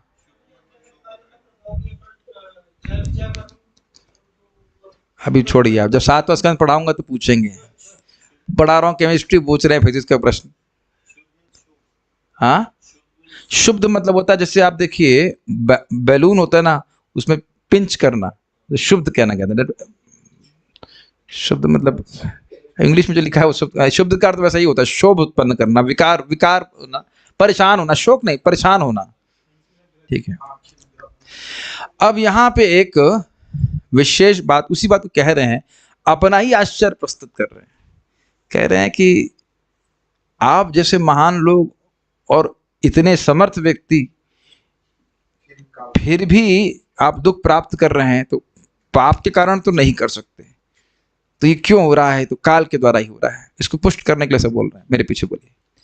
यत्र धर्मसुतो राजा यत्र धर्मसुतो राजा गदा पाणिर्वृकोदरः गदा पाणिर्वृकोदरः कृष्णो स्त्रीगाण्डिवं चापम् कृष्णो श्रीगाण्डिवं चापम् सुहृत् कृष्णस्ततो विपत्। कृष्णोस्ततोद्विपत्। ओह, अपरिहार्य काल का प्रभाव कितना आश्चर्यजनक होता है। आश्चर्यजनक को मार्क कर लीजिएगा, इस पे आगे बहुत व्याख्या की जाएगी। यह अपरिवर्तनीय है, अन्यथा धर्मराज के पुत्र युधिष्ठिर, गदाधारी भीम तथा गांडीव अस्त्र धारण करने वाले बलशाली महान धनुर्धर अर्जुन एवं सबके ऊपर पांडवों के प्रत्यक्ष हितैषी कृष्ण के होते हुए ये विपत्ति क्यों आती। कहने का आशय पहले समझ लीजिए इसका, कि कोई कारण नहीं देख रहे हैं इस कार्य को उपस्थित होने के लिए। आपके जीवन में दुख है, ये कार्य है, लेकिन कारण कुछ दिख नहीं रहा। ये बड़े आश्चर्य की बात है। ये समझ रहे हैं इस बात से? मैं फिर से रिपीट कर रहा हूं, कार्य है तो कारण दिखने लगता है। भाई मान लीजिए मुझे प्यास लग रही है, मान लीजिए अभी मुझे पानी दे रहे हैं, तो पानी दे रहे हैं क्योंकि मुझे प्यास लग रही है। अब बिना कारण हम पानी पिए तो अजीब सा लगेगा ना आपको बात। यानी कहीं कोई कार्य उपस्थित है, इफेक्ट देख रहे हैं और कॉज नहीं समझ में आ रहा। जो संभावित कारण हो सकते थे उनमें से कोई भी उपलब्ध नहीं है, तब आपको आश्चर्य नहीं होगा। अरे यहां पे भी देखते हैं ना कि अभी बुखार मान लीजिए किसी को हो जाए, सारे टेस्ट करा लिए उसने और कोई भी टेस्ट पॉजिटिव नहीं आ रहा है, तब आपको आश्चर्य नहीं होगा। इतनी बात समझ में आ रही है। कार्य देख रहे हैं कि बुखार है, लेकिन टेस्ट कोई पॉजिटिव नहीं आ रहा है, तब आप बताएंगे कि अरे ये भी नहीं, डेंगू नहीं, फीवर नहीं, डेंगू नहीं, मलेरिया नहीं, और कौन सा भी चल रहा है, कोरोना नहीं, कोविड नहीं, और टाइफाइड नहीं, फिर भी ततो विपत, फिर भी विपत हो रही है, फिर भी फीवर हो रहा है। इसी तरह से यहां पे बोल रहे हैं, यत्र धर्म सुतो राजा, जहां पे धर्मपुत्र राजा युधिष्ठिर हैं, मतलब पुण्यात्मा है, पुण्य की संपत्ति खूब है। गदा पाणिर वृकोदरः, गदा पाणी मतलब हाथ, गदा पाणी मतलब जो अपने हाथ में गदा रखते हैं, उनका नाम तो याद नहीं आ रहा मुझे गदा का, लेकिन ये भीम को गदा पाणी वृकोदरा, वृकोदरा मतलब जिनके पेट में वृक नाम की अग्नि थी, खाना हजम करने की बहुत शक्ति थी। कहने का आशय से कि वह बहुत शक्तिशाली थे, खाने में भी एक्सपर्ट थे और कार्य करने में भी बहुत एक्सपर्ट थे। ये भीम को इंगित करता है, अर्थात शक्ति का बल था। राजा युधिष्ठिर धर्म का बल, भीम शक्ति का बल, शारीरिक शक्ति। कृष्ण अस्त्री दिख रहा है आपको, यहां जो कृष्ण है वह है अर्जुन। कृष्ण प्लस अस्त्री, कृष्ण और स्त्री, तो कृष्ण अस्त्री अर्थात अर्जुन जो युद्ध कला में बहुत निपुण थे। अस्त्री, अस्त्री मतलब जो अस्त्र धारण करने वाले थे। हाँ, होना चाहिए। और एस नहीं दिख रहा है आपको यहाँ पे? अब पता नहीं एस को क्या कहते हैं संस्कृत में, इस वाले एस को आप बोलते हैं इसको ऐसे, संस्कृत में क्या बोलते हैं नहीं पता, लेकिन ये जब आता है तो उसमें आलुप्त होता है। कृष्णोस्त्री बोला जाएगा, कृष्ण अस्त्री नहीं बोला जाएगा। ठीक, तो कृष्ण प्लस अस्त्री कह लीजिए। तो अस्त्री कौन है? अर्जुन। कृष्ण यहाँ पे अर्जुन को, जो कृष्ण शब्द है वो अर्जुन के लिए हमने पहले भी सुन चुके हैं। अर्जुन का एक नाम कृष्ण भी है। तो अस्त्री मतलब युद्ध की निपुणता वाले, नैपुण्य वाले अर्जुन है, तो वहां भी कोई कमी नहीं है। गांडीवम चापम, चापम मतलब होता है धनुष, गांडीव जैसा धनुष है जिसको काट नहीं सकता था, तो वहां भी कोई दिक्कत नहीं है। सुहृद कृष्ण, परमेश्वर भगवान जिनके साक्षात सुहृद हैं, ततो विपत, फिर भी विपदा आ रही है। मतलब किसी भी कारण से आपके जीवन में कोई विपदा आनी होती, ये हम नहीं देख रहे हैं, इसलिए सर्वम कालम कृतम बन रहे। वस्तुतः भीष्मदेव भी भ्रमित हैं, भ्रमित मतलब सेंस वो भी समझ नहीं आ पा रहे हैं कि वो क्या कारण है कि क्यों हो रहा है ऐसा। अभी आप आगे देखेंगे कि कोई वो बोल देंगे भगवान की इच्छा से हो रहा है, फिर कोई कहेगा कि भगवान किस इच्छा से कर रहे हैं, तो कह रहा है जो लोग प्रयास करते हैं वो भ्रमित हो जाते हैं। भगवान किस इच्छा से कर रहे हैं वो समझ में नहीं आता है। तो व्यस्तता वह कुछ निर्धारण नहीं कर रहे हैं, केवल अपना आश्चर्य प्रस्तुत कर रहे हैं। आश्चर्य जब प्रस्तुत कर रहे हैं इसका मतलब ये नहीं होता कि को पता है कि कारण क्या है, केवल आश्चर्य प्रस्तुत कर रहे हैं। इस आश्चर्य शब्द को याद रखेंगे तो टीका समझ में आएगी। अन्वय यत्र धर्मसुतो राजा, वैसे समझ में आ गया, अन्यथा जहां धर्मपुत्र युधिष्ठिर राजा हो। अन्यथा का मतलब पिछले श्लोक से लिंक कर लीजिए, आपके जीवन में कोई पाप नहीं हो सकता, सब कुछ काल के द्वारा हो रहा है। अन्यथा आप देखिए, अब तो युधिष्ठिर, अब तो राजा पुत्र धर्मपुत्र हैं, कैसे वहां पे बताइए आपके पाप हो सकता है। गदापाणी, गदाधारी वृकोदर भीम हो, अस्त्री कृष्ण अर्जुन जैसे अस्त्र धारण करने वाले हों, गांडीवम चापम, जहां गांडीव जैसा धनुष हो, मतलब महान अस्त्र हो, सुहृद कृष्ण, भगवान श्री कृष्ण जैसे शुभेच्छु हों, ततः विपत, वहां पर विपत्ति कैसे संभव थी।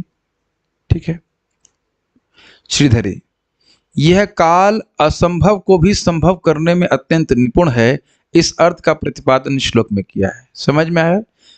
ये जितने कारण बता रहे हैं, इससे तो इनका शुभ ही होना चाहिए, फिर भी आपका अशुभ, अमंगल, विपत हो रही है, ये तो केवल काल के द्वारा ही संभव है।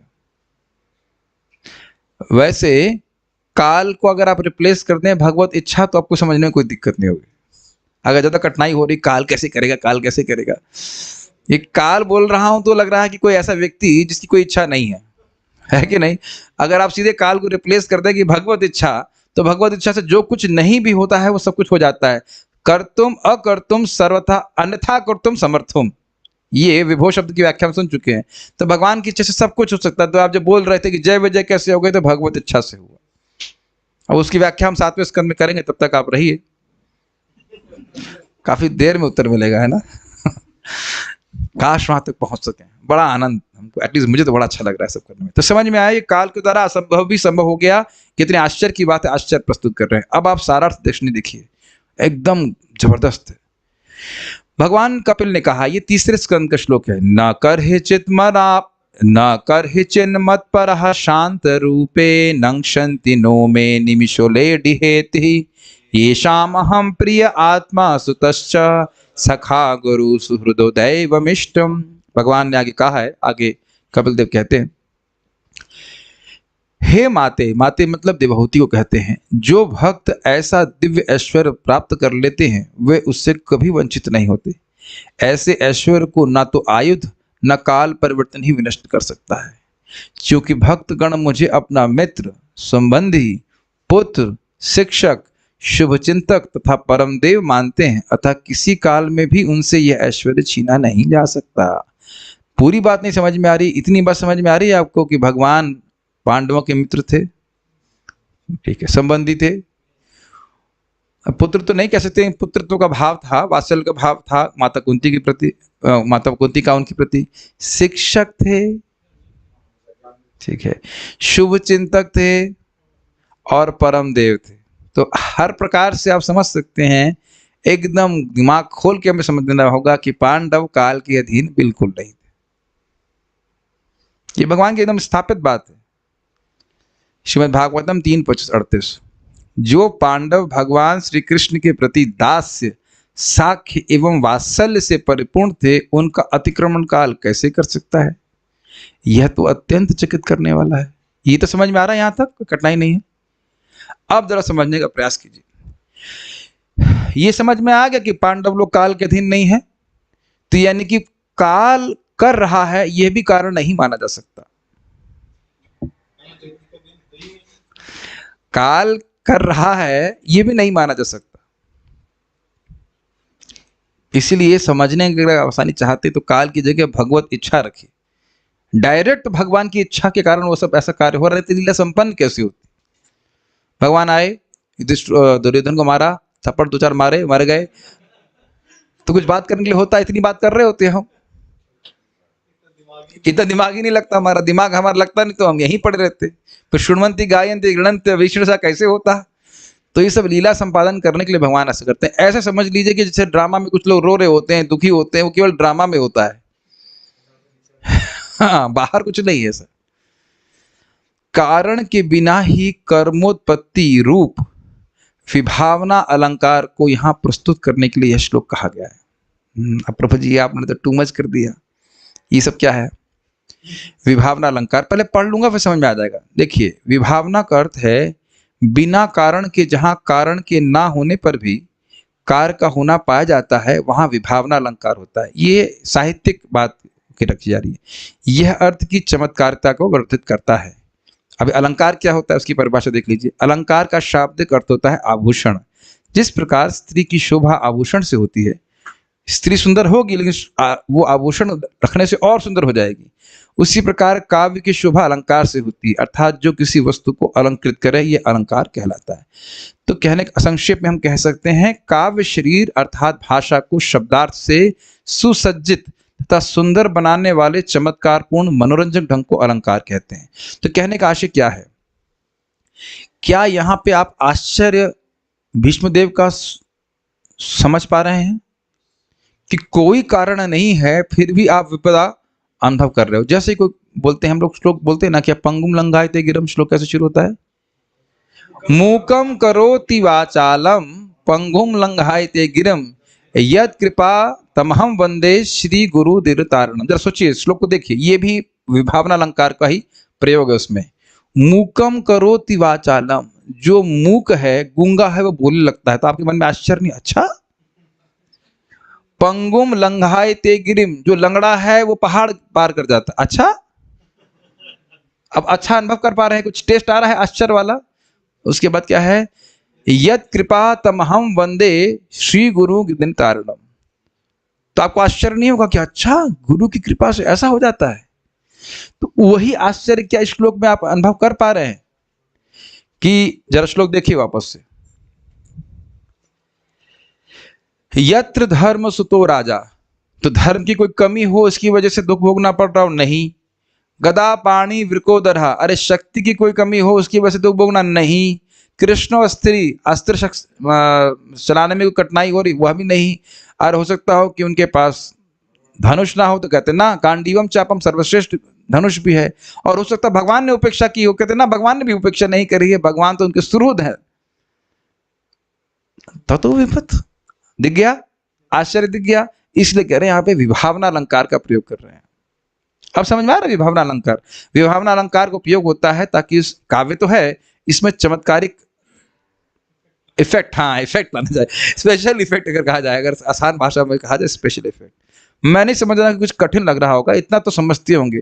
अगर मान लीजिए आप संस्कृत से बीए कर रहे होते तो पढ़ते कि नहीं इस बात को? संस्कृत नहीं, सॉरी, हिंदी में बीए कर रहे होते, माता जी विभावना अलंकार पढ़ी होंगे आप लोग बीए में। अब याद नहीं, पढ़ी तो है, इतना तो है याद। अरे अगला जन्म, शर्म नहीं आती? ऐसा बातें भागवत में नहीं बोलना चाहिए। अगले जन्म की बात नहीं करो, बहुत तपस्या कर रहे हैं, प्रयास करना इसी में हो जाए बस, इससे ज्यादा नहीं करना। तो ये कुछ समझ में आ रहा है विभावना अलंकार? बार फिर से पढ़ेंगे तो समझ में आ जाएगा। कारण ना होने पर भी काल ने कार्य प्रस्तुत कर दिया, जिसके कारण का हमको अन्वेषण करना होगा, मतलब खोजना पड़ेगा कि कुछ तो नहीं दिख रहा है फिर भी ऐसा दुख अनुभव कर रहे हैं। अर्थात पांडवों का यह दुख कर्म जैसा लग रहा है, परंतु वास्तविक रूप में से कर्म नहीं है। ये बात समझ में आ रही है? ये लग रहा है कि उनके कर्म जैसा है, लेकिन वो कर्म नहीं है, वो भगवान की इच्छा से लीला संपादन हेतु इस प्रकार के कार्य हो रहे हैं। पांडवों के जीवन में कष्ट आ रहा है। कृष्ण अर्थात अर्जुन, पहले वाले कृष्ण स्त्री के साथ में कृष्ण अर्थात अर्जुन, जो अपने अस्त्र धनुष सहित हैं। कृष्णो अस्त्री, यद्यपि आपके पास पुण्य बल, शरीर बल, पुण्य बल अर्थात युधिष्ठिर महाराज, शरीर बल अर्थात भीम, नैपुण्य मतलब युद्ध नैपुण्य बल अर्थात अर्जुन, शस्त्र बल अर्थात गांडीवम, सुहृद बल अर्थात भगवान श्री कृष्ण, एवं संपत्ति भी है, फिर भी आप शोक कर रहे हैं। ये विस्मयकारी है। क्यों दुखी हो रहे हैं आप? प्रबोधिनी, परंतु काल भी किस प्रकार धर्म अधर्म आदि की संपत्ति की उपेक्षा करके दुख सुख आदि प्रदान कर रहा है, अन्यथा सभी को समान रूप से सुख दुख प्राप्त होते। इसलिए यद्यपि काल कारण है, फिर भी अपने संतोष को सूचित करते हुए आश्चर्य कर रहे हैं। श्लोक से समझने का आशय कीजिए। वही बात को थोड़ा अलग तरह से कह रहे हैं। भाई काल सुख दुख प्रदान करता है, किसके अनुसार, किसके पास कितना धर्म और अधर्म है, ये तो स्पष्ट समझ में आ रहा है। और नहीं तो सबको एक ही बराबर से सुख दुख प्राप्त होता। तो भले ही भीष्म पितामह कह रहे हैं कि मैं कह रहा हूं कि सब कुछ काल कर रहा है, लेकिन हम संतुष्ट नहीं उस बात से, क्योंकि आप लोग के जीवन में तो हम ऐसा कुछ देख नहीं रहे हैं कि जो ऐसा कोई कष्ट वाला काम आपने किया हो और फिर भी आप दुख प्राप्त कर रहे हो। इस पांडव पक्ष में धर्मपुत्र युधिष्ठिर हो, जिस होना चाहिए, अर्थात पुण्य की संपत्ति और पाप का भाव हो। गदाधर भीमसेन अर्थात शारीरिक बल हो। अर्जुन जैसे धनुर्धर अर्थात युद्ध नैपुण्य हो। गांडीव जैसे शस्त्र संपदा हो। और कृष्ण जिनके सुहृद हो अर्थात परमेश्वर की सहायता हो। जरा विचार कीजिए उसके ऊपर, भगवान की सहायता हो। डायरेक्ट भगवान आपको बोले कि ये कार्य करो, ये कार्य मत करो। ये भी तो हो सकता है ना कि हमें कुछ ना पता हो तो हम कुछ कर लें गलती से। जैसे मान लीजिए फॉर एग्जाम्पल आपको कोई बीमारी है या हम किसी को बीमारी है और सीधे भगवान से आपको बात करने का मौका मिले कि भगवान इसमें कौन सी दवा खाऊं, तब कोई गलती होगी आपको? भगवान को तो सब पता है। हम लोग कभी सोच नहीं रहे इसको, थोड़ा मनन कीजिए। जब भगवान से साक्षात आप बात कर सकते हैं, भगवान के मित्र हैं, भगवान आपको गलत गाइडेंस देंगे कभी? तो फिर उसके बाद गलती कैसे, उसके बाद विपदा कैसे?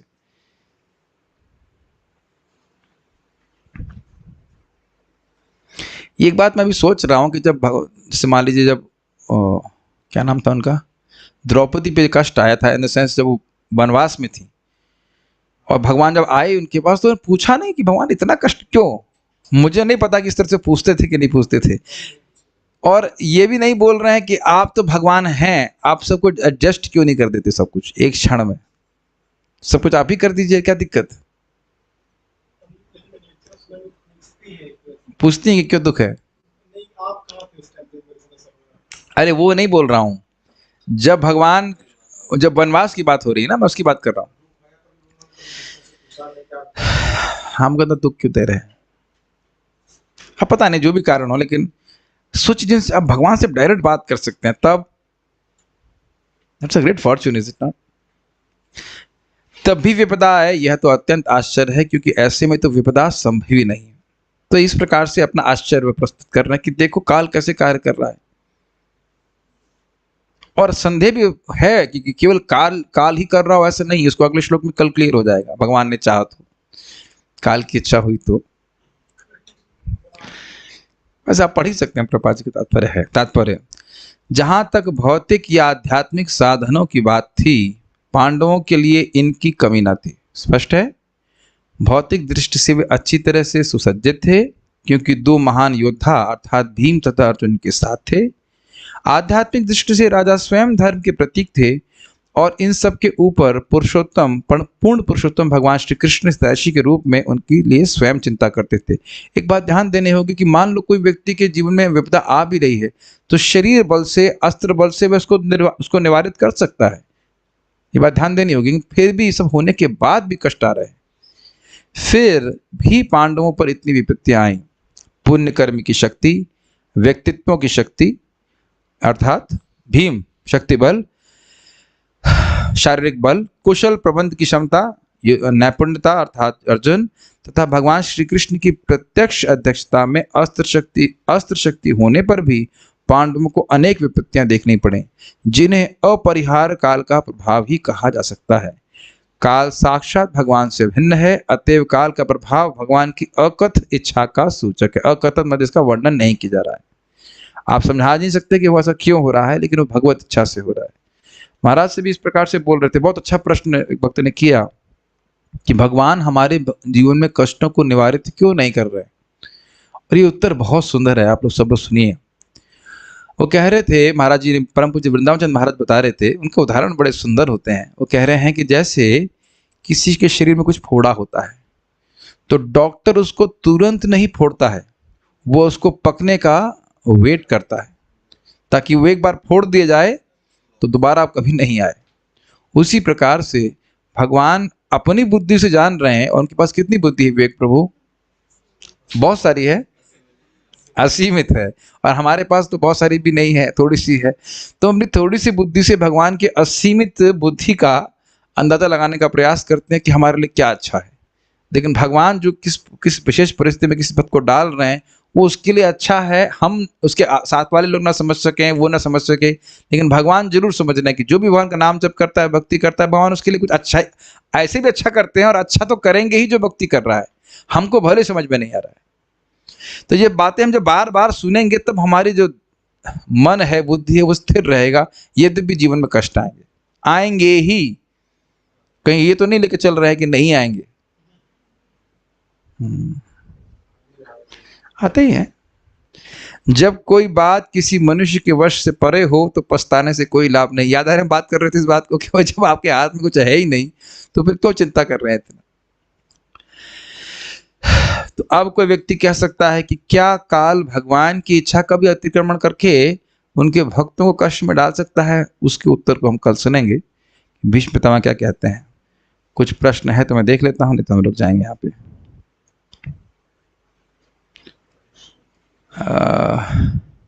Please ask, what does please ask mean? तो प्रश्न बाद में पूछूंगा। हाँ ठीक है। काल प्रारब्ध का आधार है। इसको वहां मुझे लग रहा था समझ में नहीं, सबको समझ में आया था, बात नहीं आई थी। आधार का अर्थ है कि मैं आज कुछ कार्य कर रहा हूं, लेकिन आधार का मतलब है अधिकरण, मतलब किस स्थान में। देखिए कोई भी कर्म कहीं हो रहा है तो उसके दो अधिकरण होंगे, एक किस समय में हो रहा है और किस स्थान में हो रहा है। अधिकरण का अर्थ ही यही है, किस समय में और किस स्थान पे हो रहा है। तो मंगल आरती का जैसे हम कभी मजाक करते हैं, कोई 8 बजे होता है तो आपके लिए मंगल आरती करा दें अभी, यानी तो मजाक के लिए बोल लेंगे 8 बजे मंगल आरती नहीं होती है। किस समय मंगल आरती होती है? 4:30 बजे। तो किस समय में, तो समय है ना एक अधिकरण। मंदिर में तो कहाँ हो गया, लेकिन किस समय में तो मतलब 4:30 बजे। तो कालांतर में ही, कालक्रम में ही व्यक्ति को अपने पुण्य या पापों का फल मिलता है। तो सब कुछ काल के अंदर हो रहा है कि नहीं, समझ में आ रहा है बात? तो वही बात बोली जा रही। और सहायक है, ये समझ रहे हैं यहाँ। अच्छा पुण्य करेंगे तो कालांतर में अच्छा फल मिलेगा, पाप करेंगे तो कालांतर में बुरा फल मिलेगा। तो ये काल उसमें निष्पक्ष है, वह तो सहायता कर रहा है। हमने बीज और बबूल के बीज और आम का उदाहरण दिया था। भगवान कैसे भक्तों को दुख देते हैं? भक्त को क्या कई प्रकार के, भक्त तो कई प्रकार के होते हैं, सभी भक्तों को दुख देते हैं। दुख का मतलब परीक्षा। जैसे भी मैंने पूछा कि मैं एग्जाम लूंगा कालक्रम में, तो कुछ जो लोग पढ़ रहे हैं गंभीरता से, उनके लिए सुविधा है कि नहीं कि हाँ भाई पूछा जाएगा तो हम ध्यानपूर्वक सुनेंगे और मालूम चलेगा हम कितना सीखे इत्यादि इत्यादि।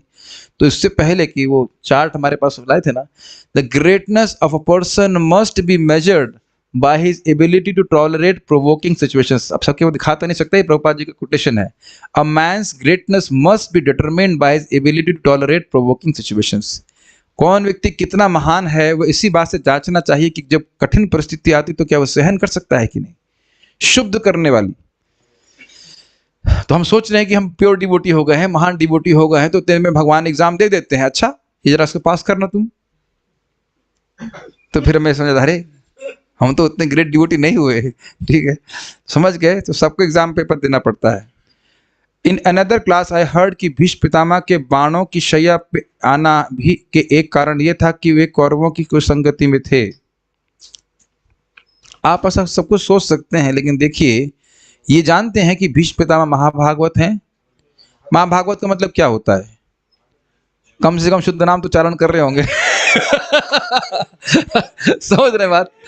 इतना तो समझ लेना चाहिए कि शुद्ध नाम उच्चारण कर रहे हैं, भक्ति के प्रभाव को सुन रहे हैं, सॉरी शुद्ध भक्त हैं। उसके बाद भी आप कह रहे हैं कि कर्म के अनुसार हो रहा है। भगवान ये दिखाना जरूर चाहते हैं कि कोई व्यक्ति कितना भी बड़ा हो, अगर वह अधर्म का पक्ष लेगा तो धराशायी होगा, लेकिन कृपया उसको कर्म की तरह लिंक मत कीजिए आप। हाँ, कर्म की तरह लिंक मत कीजिए। ओह मस्ती कर रहे हैं भक्त लोग। Bhakti helps us to cross the bumpy road of sukh. अरे भाई अंग्रेजी में ऐसे मत लिखिए, कम से कम हिंदी तो बोलिए। If you have constant rebellious tendency even, बहुत लंबे लंबे प्रश्न मत करिए। Avagraha is a symbol used to indicate. एक से एक पंडित पैदा हो गए इधर। पारायण, अरे हाँ करेंगे पारायण, अभी रुक जाइए, प्रश्न देख लें। Dharmaraj ji and Yamraj ji are the same? हाँ जी। If yes how Dharmaraj ji are two, one as Vidur ji and Yudhishthir Maharaj ji. देखिए विदुर जी धर्मराज के रूप, धर्मराज एक विदुर जी के रूप में आए, और यमराज जी सॉरी युधिष्ठिर महाराज इनके अंश हैं। धर्मपुत्र कहा जा रहा है, धर्मराज नहीं धर्मपुत्र कहा जा रहा है। क्या कठिनाई है? There is no story behind it. Story अभी नहीं सुनाएंगे, अब हमारा मौका आ गया है। कालक्रम में भक्तों को परेशान करने के लिए क्या प्रश्न किए जाए, पहले देख लेता हूँ कि क्या कालक्रम में मुझे प्रश्न किए हैं, मुझे प्रश्न भेजे हैं क्या। हाँ हाँ आ गए, गुड, मेरा काम आसान हो गया। 1.9.14, लेट्स सी, गॉट इट। हरे कृष्णा। ठीक है, पहला प्रश्न, भीष्म देव ने महाराज युधिष्ठिर के कष्टों का कारण क्या बताया एवं उसकी तुलना किससे की गई। सर्वेश प्रभु को मैंने पहले देखा। एक मिनट बोलिए, मैं आपको अनम्यूट करने के लिए बोल दी। हाँ हरे कृष्णा प्रभु जी, इसमें भीष्म देव ने महाराज युधिष्ठिर को ये बताया कि ये काल के प्रभाव के कारण आपको कष्ट मिल रहे हैं और इसकी तुलना दी गई कि जैसे वायु से, तो जो बादल होता है वो वायु के कारण तितर बितर हो जाता है, उसकी स्थिति वायु पर डिपेंड करती है। इसी कारण काल की जो स्थिति है जो आपके दुख का कारण है वो काल के प्रभाव के चलते है। बिल्कुल सही होता है। क्या महाराज युधिष्ठिर के दुखों के कारण उनके प्रारब्ध कर्म थे? ये तो बहुत इजी है। ओके, कौन उत्तर देगा? Deepti Mata ji. Okay, will give you chance. बहुत इजी क्वेश्चन है फिर भी, लेकिन इजी है उसको मैं डिफिकल्ट बनाऊंगा। बोलिए। हाँ प्रभु जी, इसमें बताया गया था युधिष्ठिर महाराज जी को जो दुखों का कारण था वो कोई काल के कारण नहीं था, क्योंकि उनके जो मतलब वो खुद धर्मराज जी के पुत्र थे। काल के कारण नहीं था कि प्रारब्ध कर्म के कारण नहीं था? हाँ, प्रारब्ध कर्म के कारण नहीं था। क्यों? प्रारब्ध कर्म नहीं था क्योंकि वो धर्मराज के पुत्र थे और स्वयं मतलब इसीलिए उनको धर्मराज से बताया गया है। ठीक है, ठीक है। साक्षात मूर्तिमान धर्म है तो उनमें इनके जीवन में पाप कैसे विद्यमान रह सकते? ठीक है। श्रील प्रभुपाद जी के तात्पर्य से जब तक मनुष्य इस भौतिक संसार की स्थितियों में रहता है उसे क्या करना चाहिए? पिज्जा खाना चाहिए, ये लिखा था। सदाशिव प्रभु। यस प्रभु। जब तक मनुष्य को इस भौतिक जगत की स्थितियों में रहता है तब तक उससे वो काल की क्रिया और प्रतिक्रिया को सहन करना पड़ेगा। यस, दुख सुख आते ही जाएंगे, ठीक है, टॉलरेट दैट। इसको भगवान गीता में कई बार बोलते हैं, सुखम वा यदि या दुखम, भूल गए श्लोक, ऐसे करके श्लोक था, सुख दुख में समान रहना चाहिए। हाँ, कई जगह भगवान बोलते हैं इस प्रकार से। धर्मपुत्र धर्मराज युधिष्ठिर और ब्रह्मांड के महान नियंता ब्रह्मा जी भी काल के वश में हैं, तो मनुष्य की भौतिक प्रकृति की दशाओं के प्रति क्या प्रतिक्रिया होनी चाहिए एवं इससे हमने क्या सीखा? यहाँ कुछ नहीं बोलना चाहते हैं, तो यहाँ पे से कोई कुछ बोलना चाहते हैं? शशिकांत प्रभु। रेवती माता जी, कुछ नहीं पता है, इतना डिसअपॉइंट मत कीजिए मेरे को। मुझे लग रहा है मतलब मैंने कुछ पढ़ा ही नहीं ठीक से। आज के बहुत कठिन हो गया श्लोक, आज का श्लोक बहुत कठिन हो गया क्या? बोलिए, प्रयास कीजिए। प्रभु जी, व्यक्ति को यह सोचना चाहिए, एक तो काल की प्रतिक्रियाओं को सहन करना चाहिए, शोक से अभिभूत नहीं होना चाहिए जिससे उसकी भक्ति में अवलंब आए, एवं उसे वैष्णवों द्वारा और ब्राह्मणों द्वारा निर्देशों का पालन करना चाहिए, और भगवान हमारा कभी गलत नहीं कर सकते यह विश्वास होना चाहिए, भगवान के प्रति श्रद्धावान रहना चाहिए। और जब धर्म पुत्र युधिष्ठिर महाराज के जीवन में कष्ट आए, ब्रह्मा जी काल के प्रभाव में है, तो हमारे काल के प्रभाव में हमारे जीवन में सुख दुख आए तो उसमें क्या आश्चर्य करना है कि नहीं? इससे इतना अभिभूत नहीं होना चाहिए। ठीक है। 1.9.15 काल क्रम का प्रभाव कैसा है एवं यह आश्चर्यजनक क्यों है? ये थोड़ा प्रश्न स्पष्ट नहीं हो रहा है, ये प्रश्न स्पष्ट नहीं है। मैं इसको ऐसे बोलना चाह रहा हूं, भीष्म पितामह ने कहा कि सब कुछ काल के द्वारा हो रहा है, तो फिर भी वे आश्चर्य क्यों कर रहे हैं? ऐसे जब आपने बोल दिया कि सब कुछ काल के द्वारा हो रहा है, फिर भी 15वें श्लोक में बोले ततो विपत, फिर भी विपत हो रही है, तो कहने का आशय है कि वहां पे आश्चर्य सूचित हो रहा है, तो आश्चर्य क्यों कर रहे हैं? अब थोड़ा प्रश्न क्लियर हो रहा है। पूजा माता जी के नाम से। लेट्स सी, कठिन प्रश्न है, फिर भी प्रयास कीजिए। हरे कृष्णा प्रभु जी, भीष्म पितामह बोल रहे हैं कि अगर हम ये समझे कि उनके पास धर्म नहीं था, तो युधिष्ठिर महाराज है धर्मराज, तो धर्म बल है उनके पास। अगर उनके पास शरीर बल नहीं था तो भीम है गदाधारी, जिनके विकोदर अग्नि है जिनके पेट में। अगर अस्त्र शस्त्र की विद्या नहीं थी तो अर्जुन जैसे शस्त्र वो धनुर्धारी है। और अगर कोई शस्त्र नहीं था तो गांडीव जैसा, जिसको कोई काटा ही नहीं जा सकता, वैसा उनके पास धनुष है। और सबसे बड़ा कृष्ण स्वयं भगवान उनके साथ है, तो उनके पास फिर इतनी विपत्तियां कैसी? तो हाँ जी, आश्चर्य है। और एक ये एकदम मतलब सही उत्तर है, एक लेवल 1 उत्तर है। लेवल 2 उत्तर भी कुछ याद आ रहा है? प्रभु जी, कारण क्या क्या? हाँ, प्रयास कीजिए। पांडव जो थे वो काल के अधीन भी नहीं थे, क्योंकि उनका हाँ, काल के अधीन नहीं थे, वो सब बात आगे क्या आएंगे, अगले श्लोकों में आएंगे। अभी तो ऐसे आप नहीं कहिए, वो आगे की मैंने हिंट कर दिया था, लेकिन वह कुछ और बात। Okay Revathi Mata ji, let's see, I will give chance to everyone. This is riddle, was little tricky point. हाँ जी प्रभु जी, इसे विभावना अलंकार से सूचित किया जा रहा है। आपके जीवन में दुख है, यह तो कार्य है, पर इसके पीछे कोई कारण स्पष्ट नहीं नजर आ रहा। कारण स्पष्ट नहीं समझ में आ सारे रहा। शुभ लक्षण है, परंतु फिर भी यह दुख प्राप्त हुआ, यह आश्चर्यजनक है। हाँ, ये बहुत आश्चर्यजनक है, और ये निश्चित काल कर रहा है। समझ नहीं आ रहा कि क्यों हो रहा है। क्योंकि काल तो अधिकरण तो है, लेकिन काल सहकारी है। अगर आपने पाप और पुण्य किए होंगे तब काल आपको दुख देगा।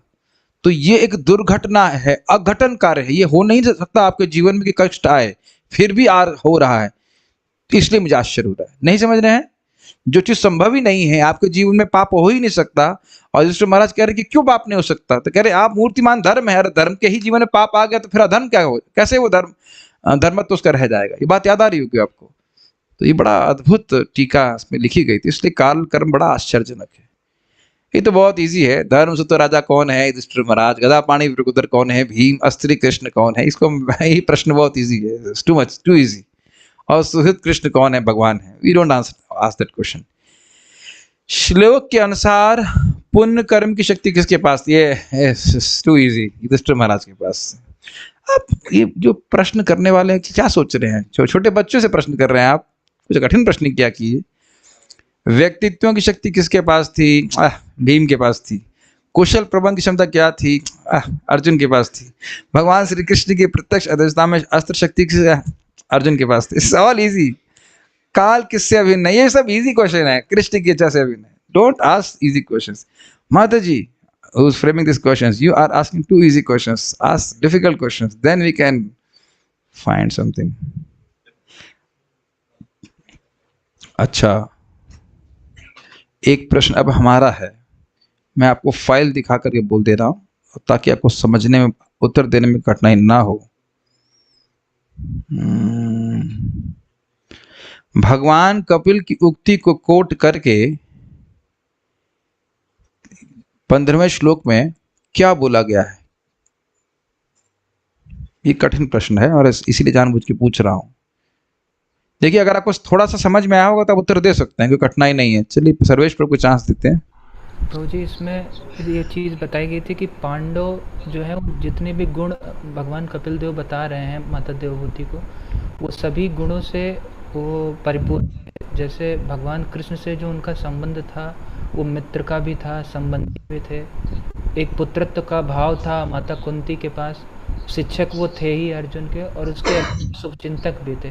तो जो भी व्यक्ति इन पांचों गुणों को अंगीकार करके रखता है, वो भगवान उसका मतलब कभी उसका अहित हो ही नहीं सकता। वह व्यक्ति काल के अधीन नहीं है, नहीं होगा। ध्यान दीजिएगा कि पांचों नहीं, कोई एक भी गुण आपका भगवान के प्रति संबंध है। मान लो साक्य हो, वात्सल्य हो, दासल्य हो, वात्सल्य, कोई भी एक गुण है।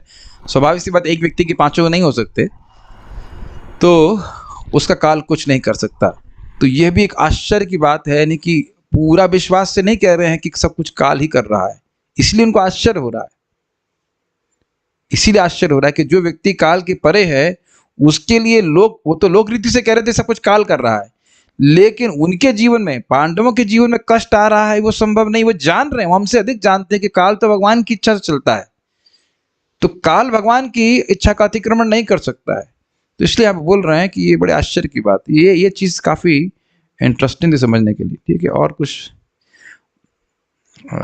विभावना अलंकार के बारे में बता दिया तो समझ में आ गया। अभी किसी कुछ नहीं समझ में आया तो पूछ सकते हैं, माइक पे भी बोलकर पूछ सकते हैं। नहीं सबको समझ में आ गया है, ठीक है, तो फिर आप लोग को छोड़ देते हैं यहाँ पे।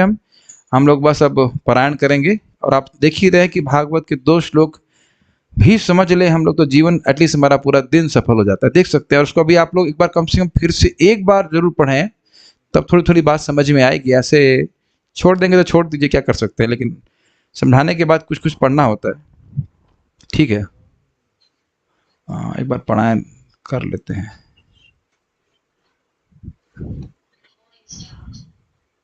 पारायण 5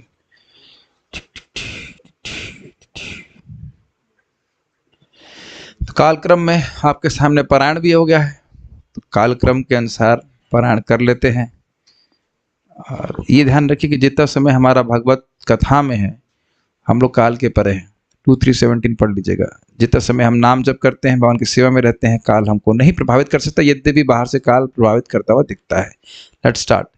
इति भीतः प्रजाद्रोहात् सर्वधर्म विवित्सया ततो विनशनं प्रागाद् यत्र देवव्रतोपतत् तदा ते भ्रातरः सर्वे सदश्वै शरणभूषितैः अन्वगच्छन् रथैर्विप्रा व्यासधौम्यादयस्तथा भगवानपि विप्रर्षे रथेन स धनञ्जयः सतैर्व्यारोचयत् नृपः कुबैर इव गुह्यकैः दृष्ट्वा निपतितं भूमौ दिवश्च्युतमिवामरं प्रणेमुः पाण्डवा भीष्मं भानुगः स चक्रिणां तत्र ब्रह्मर्षयः सर्वे देवर्षयश्च सत्तमा राजर्षयश्च तत्रासन् द्रष्टुं भरतपुङ्गवं पर्वतो नारदो धौम्यो भगवान् बादरायणः बृहदश्वो भरद्वाजः शिष्यो रेणुकासुतः वसिष्ठ इन्द्रप्रमदस्त्रितो घृतसमदोषितः कक्षीवान् गौतमोऽत्रिश्च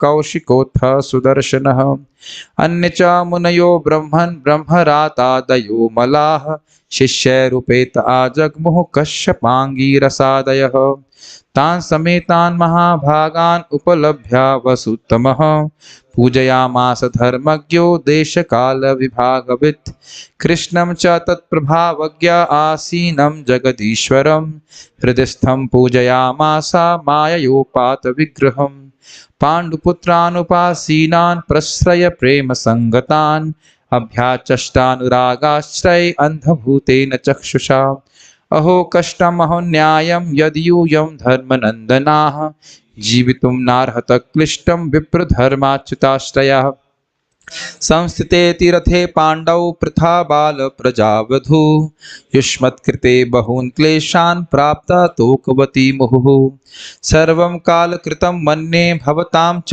यदप्रियं सपालो यदवशे लोको वायुरिव घनावलिः यत्र धर्मसुतो राजा गदापाणिवृकोदरः कृष्णो स्त्रीगाण्डिवं चापं सुहृत् कृष्णस्ततो विपत् न हि यस्य कर्हिचिद् राजन् पुमान् वेद चिकित्सितं यज्जिज्ञासया युक्ता मुह्यन्ति कवयोऽपि हि। पशु से समझ लीजिए, न ही अस्य कर्हिचिद् राजन् पुमान् वेद चिकित्सितम्। उनकी इच्छा को कोई समझ नहीं सकता। आज लोग से समझ में नहीं आ रहा ना कि क्या कारण है, यही समझ में आ जाएगा कि नहीं समझ में आता है, समझा क्या? नहीं समझना आपको। अच्छा नहीं समझ में आता तो जिज्ञासा करेंगे तो कह रहे यद विजिज्ञासा युक्तम मुह्यन्ति कवियोपि। कवि जन लोग भी जिज्ञासा करते हैं कि भगवान की क्या इच्छा है, तो मोहित हो जाते हैं, इसलिए नहीं समझ सकते। तस्मादिदं दैवतंत्रं व्यवस्य भरतर्षभ तस्यानुविहितो नाथ पाहि प्रजा प्रभो एष वै भगवान् साक्षात् आद्यो नारायणः पुमान् मोहयन् मायया लोकं गूढश्चरति वृष्णिषु अस्यानुभावं भगवान् वेद गुह्यतमं शिवः देवर्षि नारदः साक्षात् भगवान् कपिलो नृप यं मन्यसे मातुलेयं प्रियं मित्रं सुहृत्तमं अकरो सचिवं दूतं सौहृदा दत्थ सारथिं सर्वात्मनः समदृशो हि द्वस्यानां कृते तत्कृतं मतिवैषम्यं निरवध्यस्य न क्वचित् तथाप्येकान्त भक्तेषु पश्य भूपानुकम्पितं यन्मे संस्त्यजतः साक्षात् कृष्णो दर्शनमागतः भक्त्यावेश्य मनो यस्मिन् वाचायन् नाम कीर्तयन् तजन् कलेवरं योगी मुच्यन्ते काम कर्मभिः सदेव देवो भगवान् प्रतीक्षताम् कलेवरं यावदिदं हिनोम्यहम् प्रसन्नहासारुणलोचनो लसन् मुखाम्भुजो ध्यानपतश्चतुर्भुजः। सूत उवाच युधिष्ठिरस्तदा कर्ण्य शयानं शरपञ्जरे अपृच्छद्विविधान् धर्मान् ऋषीणां चानुशृण्वताम् पुरुषस्वभावविहितान् यथा वर्णं यथाश्रमं वैराग्यरागोपादिभ्यां नाम्नतो भयलक्षणान् धान धर्मान् राजधर्मान् मोक्षधर्मान् विभागशः स्त्रीधर्मान् भगवद्धर्मान् समासव्यासयोगतः धर्मार्थ काम मोक्षांश्च सहोपायन् यथा मुने नानाख्यान इतिहासेषु वर्णयामास तत्त्ववित् धर्मं प्रवदतस्तस्य सकालः प्रत्युपस्थितः यो योगिनस्सन्मृत्योर्वाञ्छितस्तोत्तरायण तदोपसंहृत्य गिरः सहस्रणीर्विमुक्तसङ्गं मन आदिपुरुषे कृष्णे लसत्पीतपटे चतुर्भुजे पुरः स्थिते मीलितधृग्विधारयत् विशुद्धया धारणया हता शुभास्ततीक्षवैवाशुकतायुधश्रमः निवृत्त सर्वेन्द्रियवृत्तिविभ्रमस्तुष्टावजन्यं विसृजन् जनार्दनम्। श्रीभीष्म उवाच एति मतिरुपकल्पिता वितृष्णा भगवति सात्वतपुङ्गवे विभूम्नि स्वसुखम उपगते क्वचिद् विहर्तुं प्रकृतिम् उपेयुषि यद्भव प्रवाहः त्रिभुवनकमनं तमालवर्णं रविकरगौरवराम्बरं दधाने वपुरलकुकुलान्वृताननाब्जं विजयसखेरतिरस्तु मे नवद्या युधितुरगरजो विधूम्रविश्वक् कचलुलितश्रमवार्यलङ्कृतास्ये मम निश्चितशरैर्विभिद्यमाना त्वचि विलसत् कवचेस्तु कृष्ण आत्मा सपदि सखी वचो निशम्य मध्ये निज परयोर्बलयोरथं निवेश्य स्थितवती परसैनिकायुरक्ष्णा